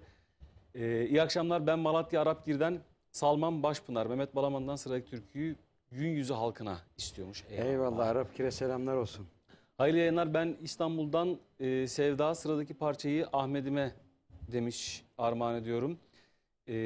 Valla bayağı da uzun yazmışsınız hanımefendi. Vazgeçmeyeceğim, Durmuş Ziya'ya gelsin demiş. Eyvallah. İyi yayınlar. Gümüşhane'den kucak dolusu sevgiler, selamlar. Mehmet Balaman'dan Gidin Yare Öyle Deyin türküsünü istiyorum. Mehmet Beşiroğlu. Bütün hemşerilerime Gümüşhane'ye selamlar. İyi yayınlar kardeşim. Misafirim Mehmet Balaman'dan çok selam. Balaman'a çok selam demeye çalışmış. selam. Evet. İki güzel yürekli adam yan yana Gümüşhane'den selamlar. İsim yazmamışsınız ama Eyvallah. muhtemelen bu Erdal Çiçek'tir. Tahminimi söylüyorum. Selamlar. Güleser Kaya sıradaki türküyü Celep ailesine istiyorum. Teşekkürler, iyi yayınlar demiş. İyi akşamlar, dünyanın merkezi Çorum'dan. Bak bu da güzel. Evet. Özgür Cengiz Mehmet Balaman'dan Felek Benim Gençliğimi Geri Ver türküsünü istiyorum demiş. Eyvallah. Dünyanın merkezine selamlar. Ankara Sincan'dan selamlar. Toprak Göktürk. İyi akşamlar diliyorum. Mehmet Balaman'dan Etek Sarı eserini istiyormuş. Eyvallah. İyi akşamlar Malatya Doğanşehir. Polat'tan Aksoy ailesi Mehmet Balaman'dan Polat türküsü istiyorum demiş. Mehmet abi böyle bir türkün var mı? Okuruz baba, biliyorum. Merhaba, iyi yayınlar. Ben İran'dan Rokiye Baba türküsünü istiyorum demiş. İran'a da selamlar. Görüyorsunuz uluslararası izleniyoruz abi. Yani sadece Anadolu'dan değil. İyi akşamlar Türklerin Efendisi Mehmet Balaman, tüm dinleyicilere selamlar. Binali Münük demiş. Evet, Eyvallah, şimdi- selamlarımızı iletelim. Özelden onlar yazmışlardı. Sen bitirdikten sonra ben onlara bir Bitireceğim selam abi, son göndereceğim. 3-5 tane Evet. daha okuyayım müsaadenle. Sıradaki eser Can anneme, tüm annelere gelsin. Yeni Bosna'dan selamlar demiş. Eyvallah. Mesudiye Yeşilce'den Zülal, Serap Sevgi Mehmet Balaman'dan yılında 2 bayram gözüme görün. Gülkü Güllere. Güller aslında, evet. İyi akşamlar Eki TV. Ben Ordu Mesudiye'nin en güzel kızı Menşur Küçük. Kızım Hira ile sizleri izliyoruz. Menşur Hanım türküsünü istiyoruz demiş. Eyvallah, okuruz. Finalde yaparız değil mi? Boya gidiyor Toya, Evet. dodağı Boya boya. ve Menşure Hanım. Finalde bunu yapalım Mehmet abi. Okuyalım biraz. Merhabalar, babam Melikşah Gözcü için Gençliğimi Geri Ver türküsünü söyler misiniz? Rümeysa Gözcü demiş. Eyvallah. İyi akşamlar, iyi yayınlar. Ben Malatya Arapgir'den dinleyicinizim. Kapının önünde önlük dikiyi seslendirirseniz bütün Arapgirlilere demiş. Arapgir'e de selamlar. Son 2 mesajım. İyi akşamlar. Ben Ankara'dan Leyla Sağır. Sincan'da oturan abim Sercan Bayer ve Yayla Gülüm İkranur için güzel parça istiyorum demiş. İyi akşamlar Mehmet Balaman. Balıkesir Ayvalık'tan tüm ekibimle birlikte seni izliyoruz. Tokatlı Doğan İnşaat ailesine. Sevgili Doğan'ıma burada Evet. selamlar. Birazdan okuyacaktım. Kırmızı Gül istemiş. Doğan kardeşim herhalde mesajı önceden attı. Biz şimdi görüyoruz tabii ki. Evet. Kırmızı Gül okumuştuk. Onlar dinlemiştir. Selamlar. Doğan'ım selamlar olsun. Bu arada Kürecik'te kardeşim sevgili yeni eniştemiz sevgili Hasan'ıma selamlar olsun. Yine Kürt Osman abim bizleri izliyorlarmış, selamlar olsun. Doğan İnşaat'a selamlar olsun, Doğan kardeşime ve misafirlerine. Sinema sanatçısı Binali Münük'tü. Evet. Bizim hemşehrimiz Buradan Şamol selamlar olsun abime. Bu en son Deli Deli klibini de sağ olsun onun mekanında yazdığında çekmiştik. Eyvallah. Sevgili yengemizle birlikte klibe eşlik ettiler bizlere. Ellerinden öpüyorum. Var olsunlar. Saygılar, selamlar gönderiyorum. Yine Ramazan Karakaya Petrükeli iş insanı. Buradan selamlar olsun abim. Amca selamlar olsun. Okuduğum tüm türküler sizlere gelsin. Ben de birkaç tane mesajım var. Sevgili Murat Kaleli. Çamoluk'taki iş adamlarımızdan. Benim çok da kıymet verdiğim, değer verdiğim bir dostum, kardeşim. Mehmet Balaman'dan bu yıl benim yeşil bağım kurudu türküsünü istiyormuş. Okuruz değil mi? Okuruz. Sıkıntı yok. Murat'cığım seni çok seviyoruz. Selamlar. Erdal Çiçek, Gümüşhane'den bizleri izliyorlarmış dostlarıyla birlikte. Onlara da çok selamlarımızı iletelim. Kamil Palut. Şimdi diyorlar ya abi, siz Türk Hava Yolları ile uçarsınız ama Evet. işte düğününüze, cenazenize Allah göstermesin işte bilmem ne otobüs firması götürür getirir. Evet abi. Kamil abi sen düğününe, nişanına başkasını çağırırsın ama biz buradan sana selam yollarız. Kamil abi seni çok seviyoruz. Selamlar. Emrah Gödek, sevgili kardeşim sana da çok selamlar. Yasir Karahan, o da benim çok kıymetli dostum, Gümüşhaneli hemşerim. Ve çok çok eski muhabbetimizin olduğu benim çok sevgili bir kardeşim var. İlkokuldan arkadaşım. Hülya Öter eşiyle çocukları bizi izliyormuş. Sevgili Yakup'a da selamlarımızı iletelim enişte beye. Bütün okuyacağımız türküler hepinize armağan olsun. Mehmet abi çok muhabbet ettik. Ne okuyacaksın?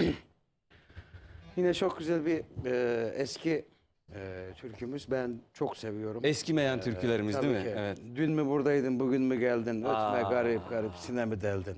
Ne güzel, ne güzel. Hadi bakalım arkadaşlar. Hadi arkadaşlar.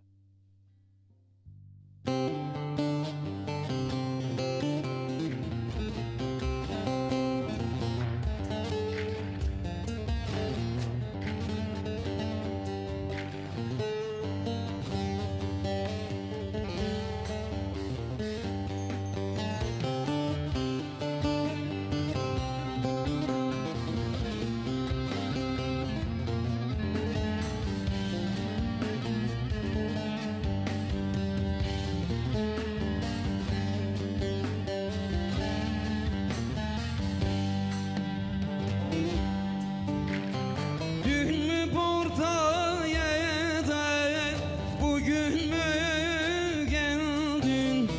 Dün mü buradaydı, bugün mü geldin? Ötme garip garip sinemi deldin. Ötme garip garip sineme deldin. Eşinden ayrıldım, ben burada kaldım.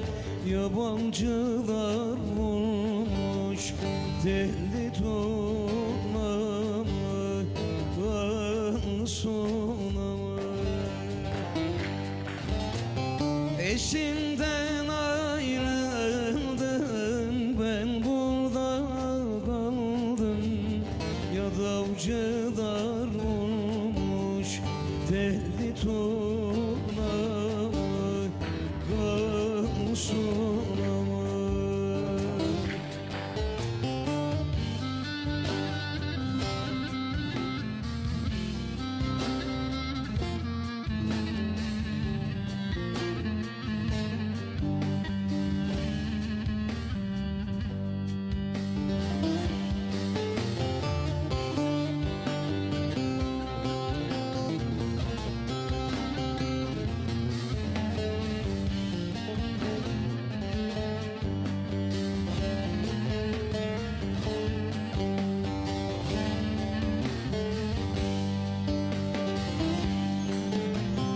Koç sevdası geldi, kaynadan coştum. Koç sevdası geldi, kaynadan coştum. Yüksekten uçarken engine düştüm. Yüksekten uçarken engine düştüm. Eşinden ayrıldım, ben burada kaldım. Ya davcılar vurmuş telli turnamı, sonamı. Eşinden ayrıldım, ben burada şaştım. Ya davcılar vurmuş telli turnamı, sonamı. Şu görünen yazı kaldır, yar gözlerin ev yıkandır. Eller ne derse desin zalim, duruşun beni yakaldı, gülüşün beni yakaldı.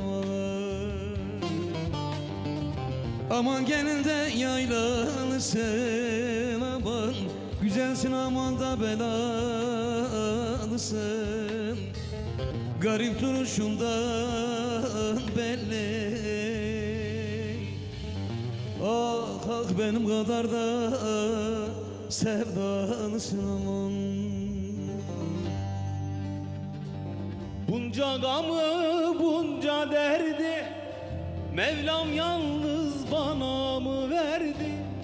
Bunca gamı bunca derdi Mevlam yalnız bana mı verdi? Eller muradına erdi, yine cananım gelmedi.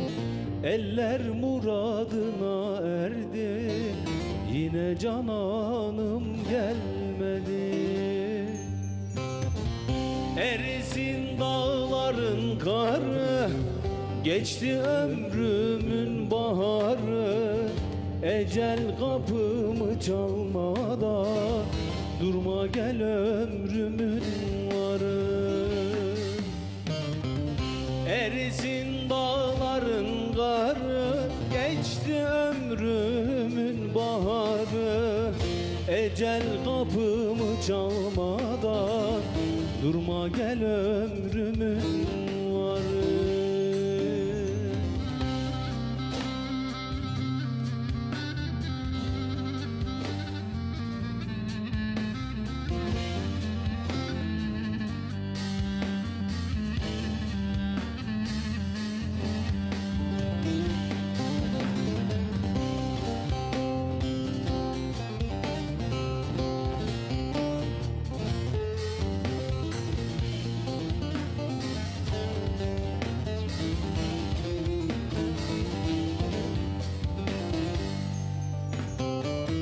Takatim yok yürümeye, gidip cananı görmeye. Takatim yok yürümeye, gidip cananı görmeye. Can başladı çürümeye, yine cananım gelmedi. Can başladı çürümeye, yine cananım gelmedi. Erisin dağların karı, geçti ömrümün baharı. Ecel kapımı çalmadan, durma gel ömrümün varı. Erisin dağların karı, geçti ömrümün baharı. Ecel kapımı çalmadan, durma gel ömrümün varı.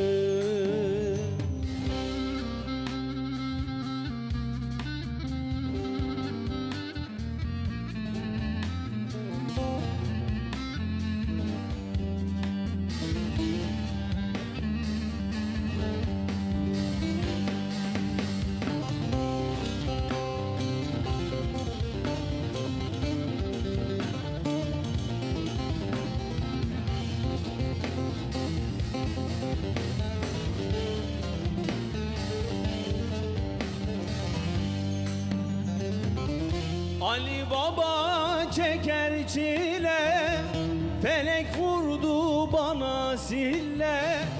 Ali Baba çeker çile, felek vurdu bana sille. Ömrüm geldi geçti bile, yine cananım gelmedi. Ömür geldi geçti bile, yine cananım gelmedi. Erisin dağların karı, geçti ömrümün baharı. Ecel kapımı çalmadan, durma gel ömrümün varı. Erisin dağların karı, Geçti ömrümün baharı, ecel kapımı çalmadan. Durma gel ömrümün baharı. Yavrum bugün yaradan var ey.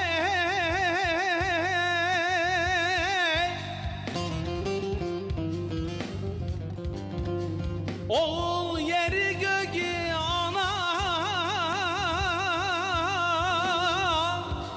yaradan var.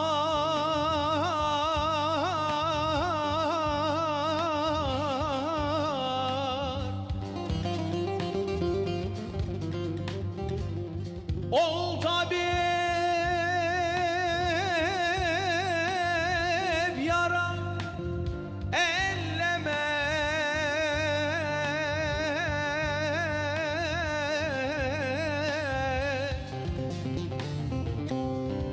Ana bugün bende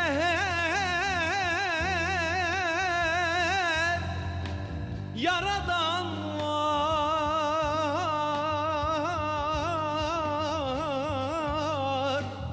Aman aman aman aman aman. Oğul derdime derman aman.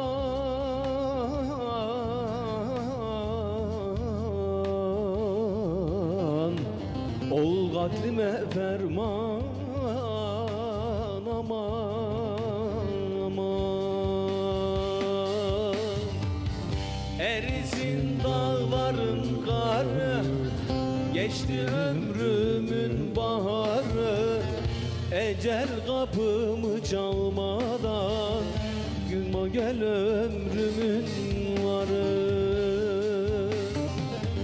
Erisin dağların karı, Geçti ömrümün baharı, ecel kapımı çalmadan. Durma gel ömrümün varı. Gamlı gönlüm bekliyor ki yaz gele.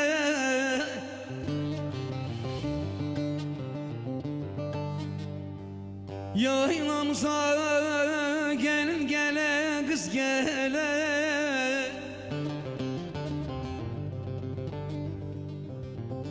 Deli gönül selden nasıl vazgele.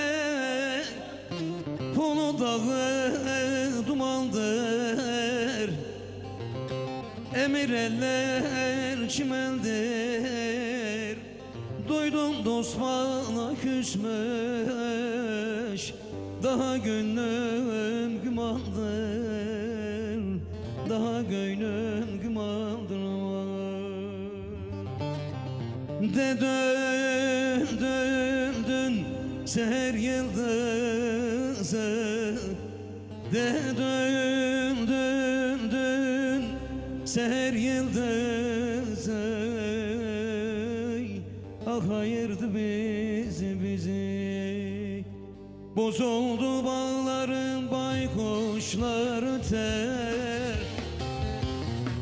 Yanıyor ciğerin dumanın tüter. Arabamdan sana boz eşek yeter.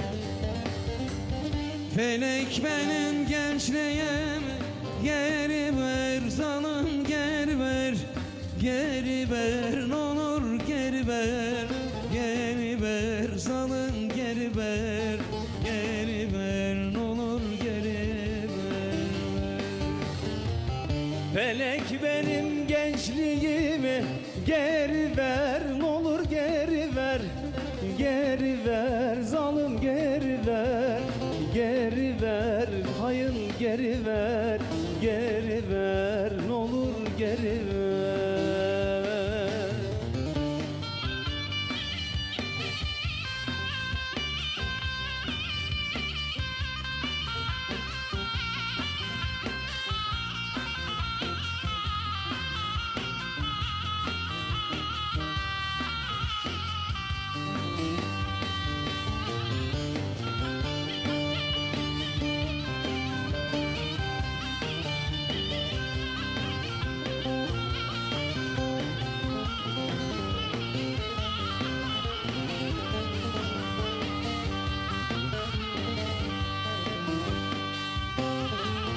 Çıkar yüceylere yara bakarım. Ne aldıysam zararına satarım. Kar yolanda sana yerde yatarım. Felek benim gençliğimi geri ver, n'olur geri ver. Geri ver zalım geri ver. Geri ver n'olur geri ver. Geri ver n'olur geri ver. Felek benim gençliğimi geri ver, n'olur geri ver. Geri ver zalım geri ver. Geri ver hayın geri ver. Geri ver n'olur geri ver.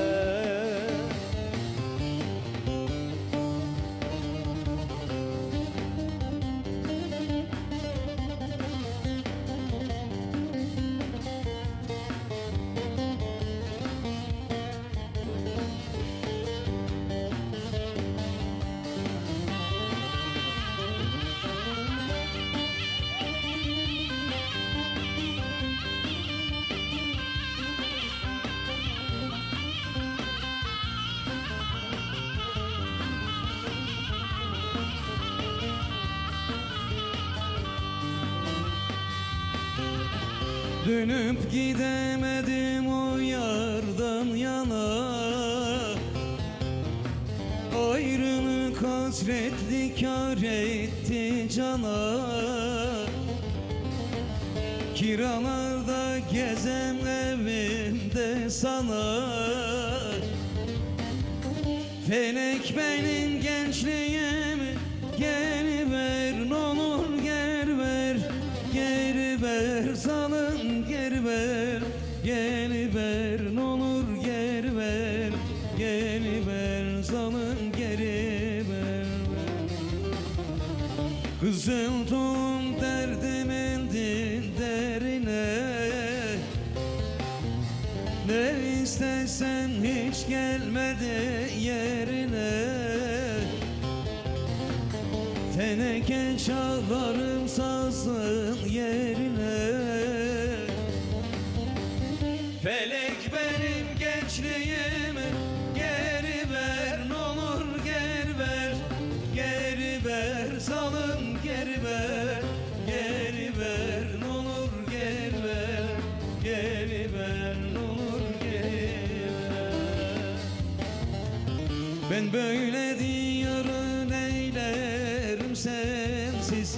Sen gelmezsen Pötürge'ye gidemem. Sensiz adım vatan dinsiz, imansız. Sen gelmezsen Arguvan'a gidemem. Malatya'ya gidemem. Arguvan'a gidemem. Vallahi billah gidemem.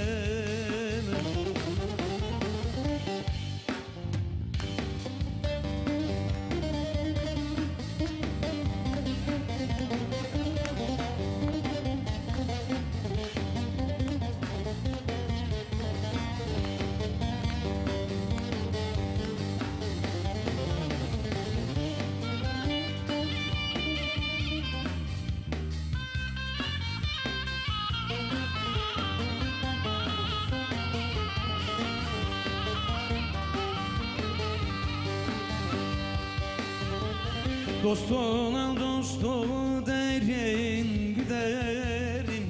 Dünya benim olsa sensiz neyle. Senin ile cehenneme giderim. Sen gelmezsen Gümüşhane'ye gidemem. Giresun'a gidemem.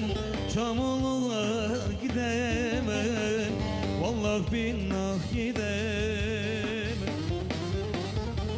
Sen gelmezsen Arguvan'a gidemem. Pötürge'ye gidemem. Malatya'ya gidemem. Vallahi billah gidemem. Eyvallah. Eyvallah, çok güzel oldu. Teşekkür. Şimdi bunlar istemişlerdi zaten. Dedim ikisini arada da bağırıyorum, kimsenin gönlü kalmasın. Çok da güzel oldu. Birisi Allah rahmet eylesin Ali Kızıltuğ. Kızıltuğ dedeye ait olan bir türkü. Diğeri de sen gelmezsen Arguvan'a gidemem. Kimin eseriydi Mehmet abi? Sözlerini unuttum ama doktor ismini unuttum. Allah Hasan Basri doktoruma ait. Buradan Eyvallah. selam olsun. Müzik de çok değerli Üstad Erhan Yılmaz'a ait. Çok güzel okur, o da güzel bağlamadır. Tabii Eyvallah. çok güzel Arguvan, yani bir tek geçerim. Güzel Sen okur. tek geçerim diyorsan biz daha Dinle. biz Erhan daha Yılmaz. kelime etmeyiz yani Evet, üzerine. Eyvallah. Teşekkür. Burada selam olsun hepsine de. Eyvallah. Ali Baba'ya da Allah'tan rahmet diliyorum, Kızıltuğ dedeye. Biz de rahmet dilemiş olalım. Hatta yanlış hatırlamıyorsam Ertan bu hafta mıydı ölüm yıl dönümü? Geçtiğimiz hafta mıydı? Siz bir program da yaptınız hatta. Perşembe günü. Geçtiğimiz Allah hafta da rahmet ölüm yıl eylesin. dönümü. Mekanı Allah rahmet cennet eylesin. olsun. Mehmet abi şu yöre kavramını az önce konuşuyorduk ya, yarım Evet. kaldı. Bununla alakalı birkaç cümle daha senden duyalım. Çünkü Tabii sen ki. özellikle biz hani dedik ya bir başka yöre evet okur muyuz? Tabii ki okuruz. Tabii ki ufaktan da olsun belki o yörenin tadı ama tam veremeyiz dedik. Orada kaldık. Ne dersin bununla alakalı? Şimdi Malatya kültürünü ben başta anlatayım sana. Ondan sonra oraya geleceğim tekrar. Şimdi Malatya kültürünün ikiye ayrılır. Bir merkezi türküleri vardır. Bir Evet. de bizim Arguvan işte olsun, Akça'da olsun. Arguvan başta gelir zaten. Ondan sonra Pötürge olsun. Daren'de türküsü var mı yok mu daha ben görmedim. Buradan selam olsun. Selam da Aran. Hazeynlere selam olsun, Darenlere. Eyvallah. Arguvan başta Hekiman çok güzel, Kemal Çağırık, Kemal Keskin, Üstad çok güzel eserleri var. Ondan sonra şimdi bizim merkezi türkülerde işte bizim şey vardı, biraz Sami Baba vardı, Allah rahmet eylesin. Evet. Onlara bağlama çalmak bana nasip oldu. Hakkı Coşkun vardı. Ondan sonra Topal Bedo derlerdi, Bedri Karahan.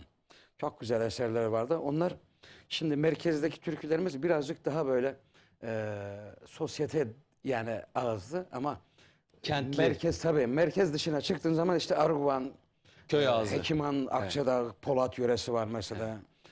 Polat mesela, Polat'ın da çok güzel türküleri Mesela var. aklıma gelmişken sorayım sana. Şimdi bizden bazen türkü istiyorlar ya. İşte gittiğimiz konserler Evet. vesaire. Bir yörenin, bir ilin ismini o türkünün arasına monte ettiği zaman zannediyorlar ki o yörenin türküsü. Halbuki yeni yazılmış bir beste. Evet. Birisi yazmış, atıyorum Hüseyin Evet, Kaya yazmış. evet. Ama arada işte atıyorum Sivas demiş veya Malatya demiş veya Gümüşhane demiş. Evet. Giresun demiş. Bu konuyla alakalı ne düşünüyorsun? Yani bir yörenin o yöreye mal olması için daha doğrusu. O yeni yazılması sence o yöreye mal olmuş olur mu?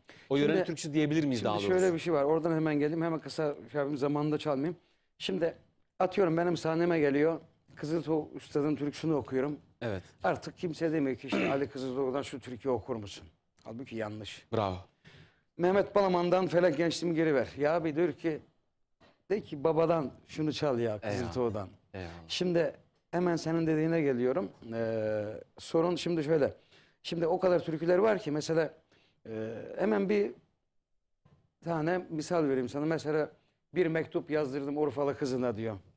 Evet. Bir mektup yazdırdım anam Urfalı kızına. Mesela onu herkes Urfa türküsü bilir. Malatya. Erzurum Dağları, Uzunhava, o da Tabii, Malatya. Malatya. Yani, tabii. Yani Hakkı- Erzurum türküsü istiyorum diyor. İçinde Hakkı- Erzurum geçiyor ya, Erzurum zannediyor. Değil, Malatya türküsü. Hakkı Coşkun Evet. orada askerken mesela Hakkı dayının şu eserini söyleyeyim. Mesela şimdi gençlik bilmez.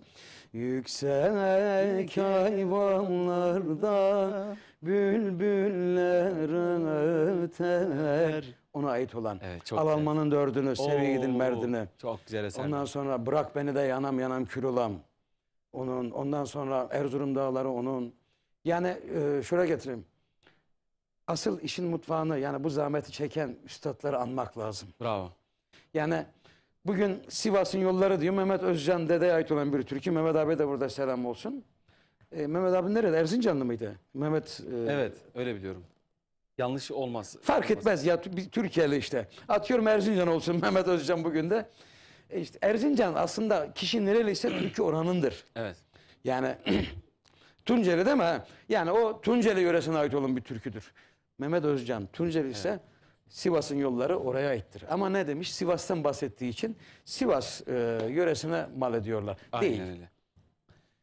Şimdi muhabbetimiz çok güzel. Eyvallah. Ama yayının da böyle ufak ufak sonuna geliyoruz. Bizden sonra da çok güzel bir yayın var. Sevgili Aytaç Öksüz. Hatta bugün bizim amcaoğlumuz Serkan Kaya'yı Şiran Dernekler Federasyonu'nu konuk ediyor. Biz geçen sene 3 sefer davet ettik, gelmedin Emmoğlu. Kısmet sevgili Aytaç abiyeymiş. Size de hayırlı yayınlar dileyelim.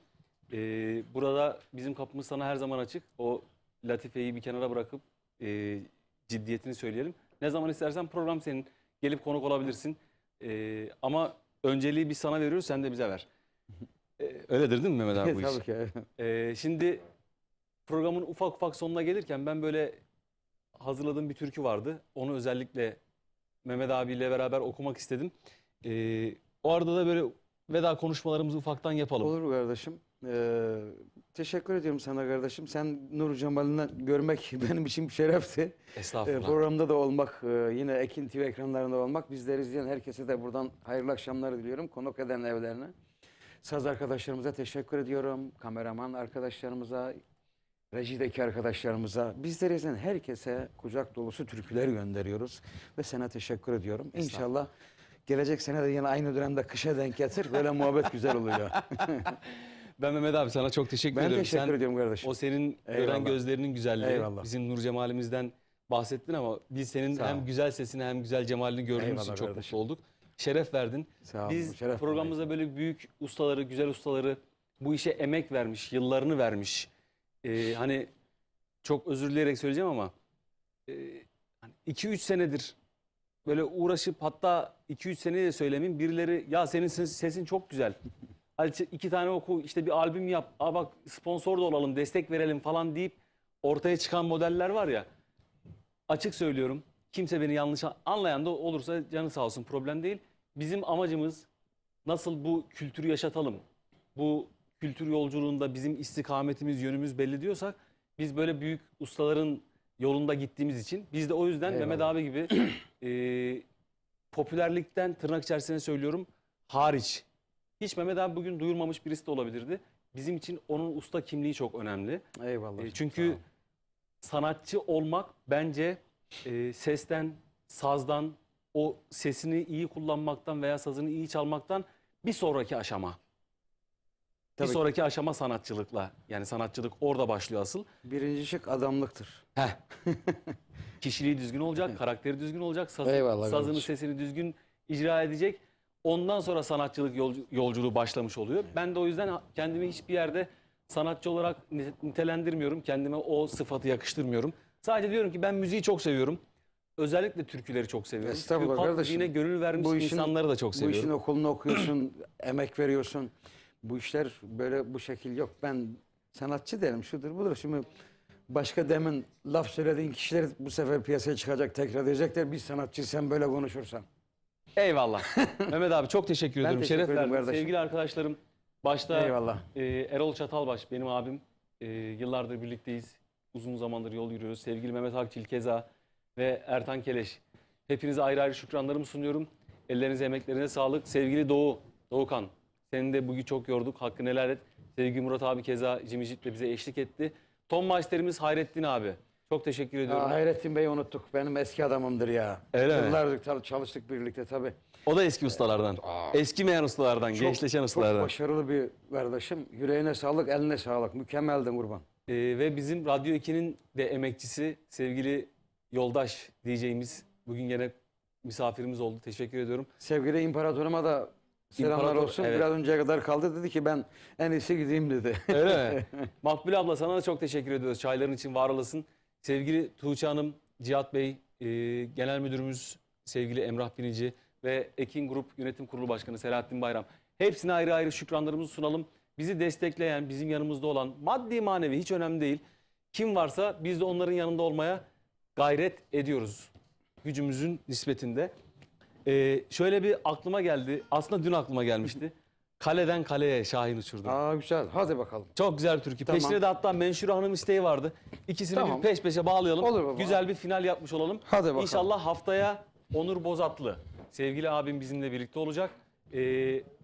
Gene böyle bir Kelkit Vadisi'ni bir turlamış olacağız. Bugün sevgili abimle birlikteydik ve türkülerimizi bu şekilde final yapacağız. Hepinize tekrardan hayırlı akşamlar diliyoruz. Buyurun arkadaşlar.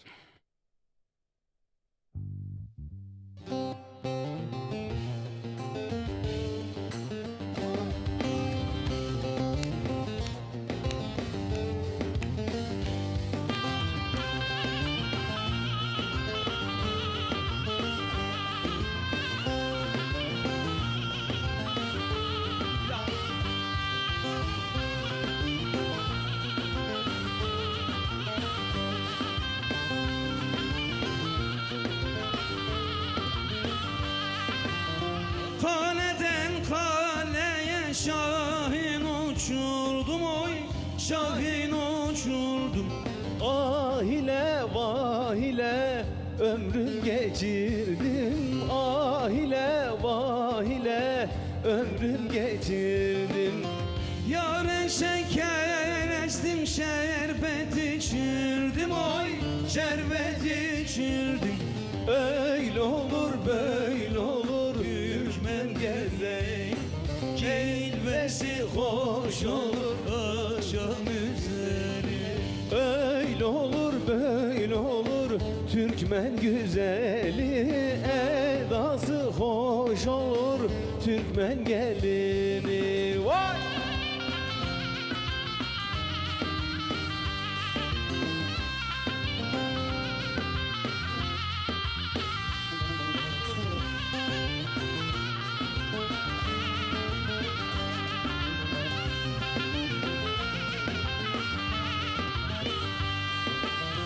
Kaleden kaleye ekerler darı oy, ekerler darı, ekerler biçerler ederler kâr. Ekerler biçerler ederler kârı. Yar bana yollamış ayvaylanar oy, ayvaylanar. Öyle olur böyle olur Türkmen gelini, edası hoş olur Türkmen güzeli. Öyle olur böyle olur Türkmen düğünü, cilvesi hoş olur akşam üzeri.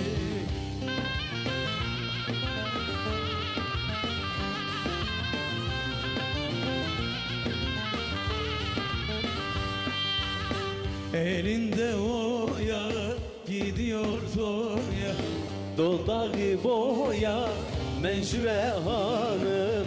Elinde oya gidiyor toya, dudağı boya Menşure Hanım.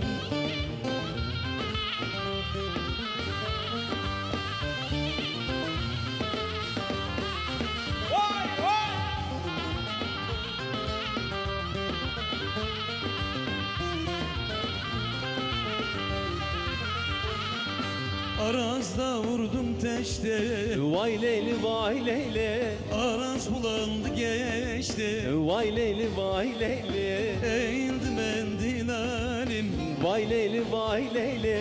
Yarın yanımdan geçti, vay leyli vay leyli. Eğildi mendilalim, vay leyli vay leyli. Yarın yanımdan geçti, vay leyli vay leyli.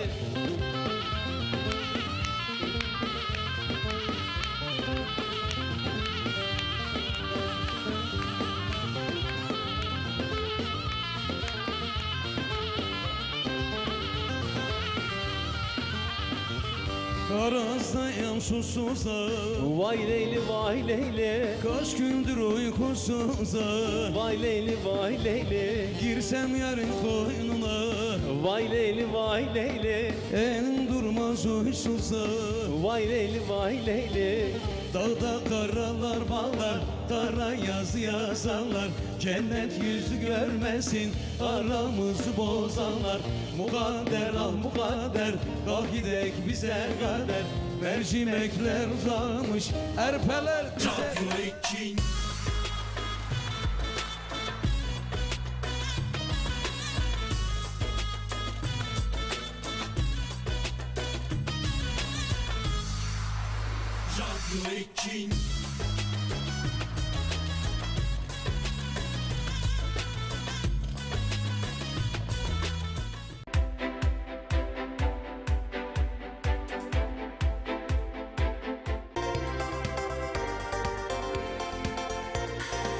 sevgili izleyenler, herkese merhabalar.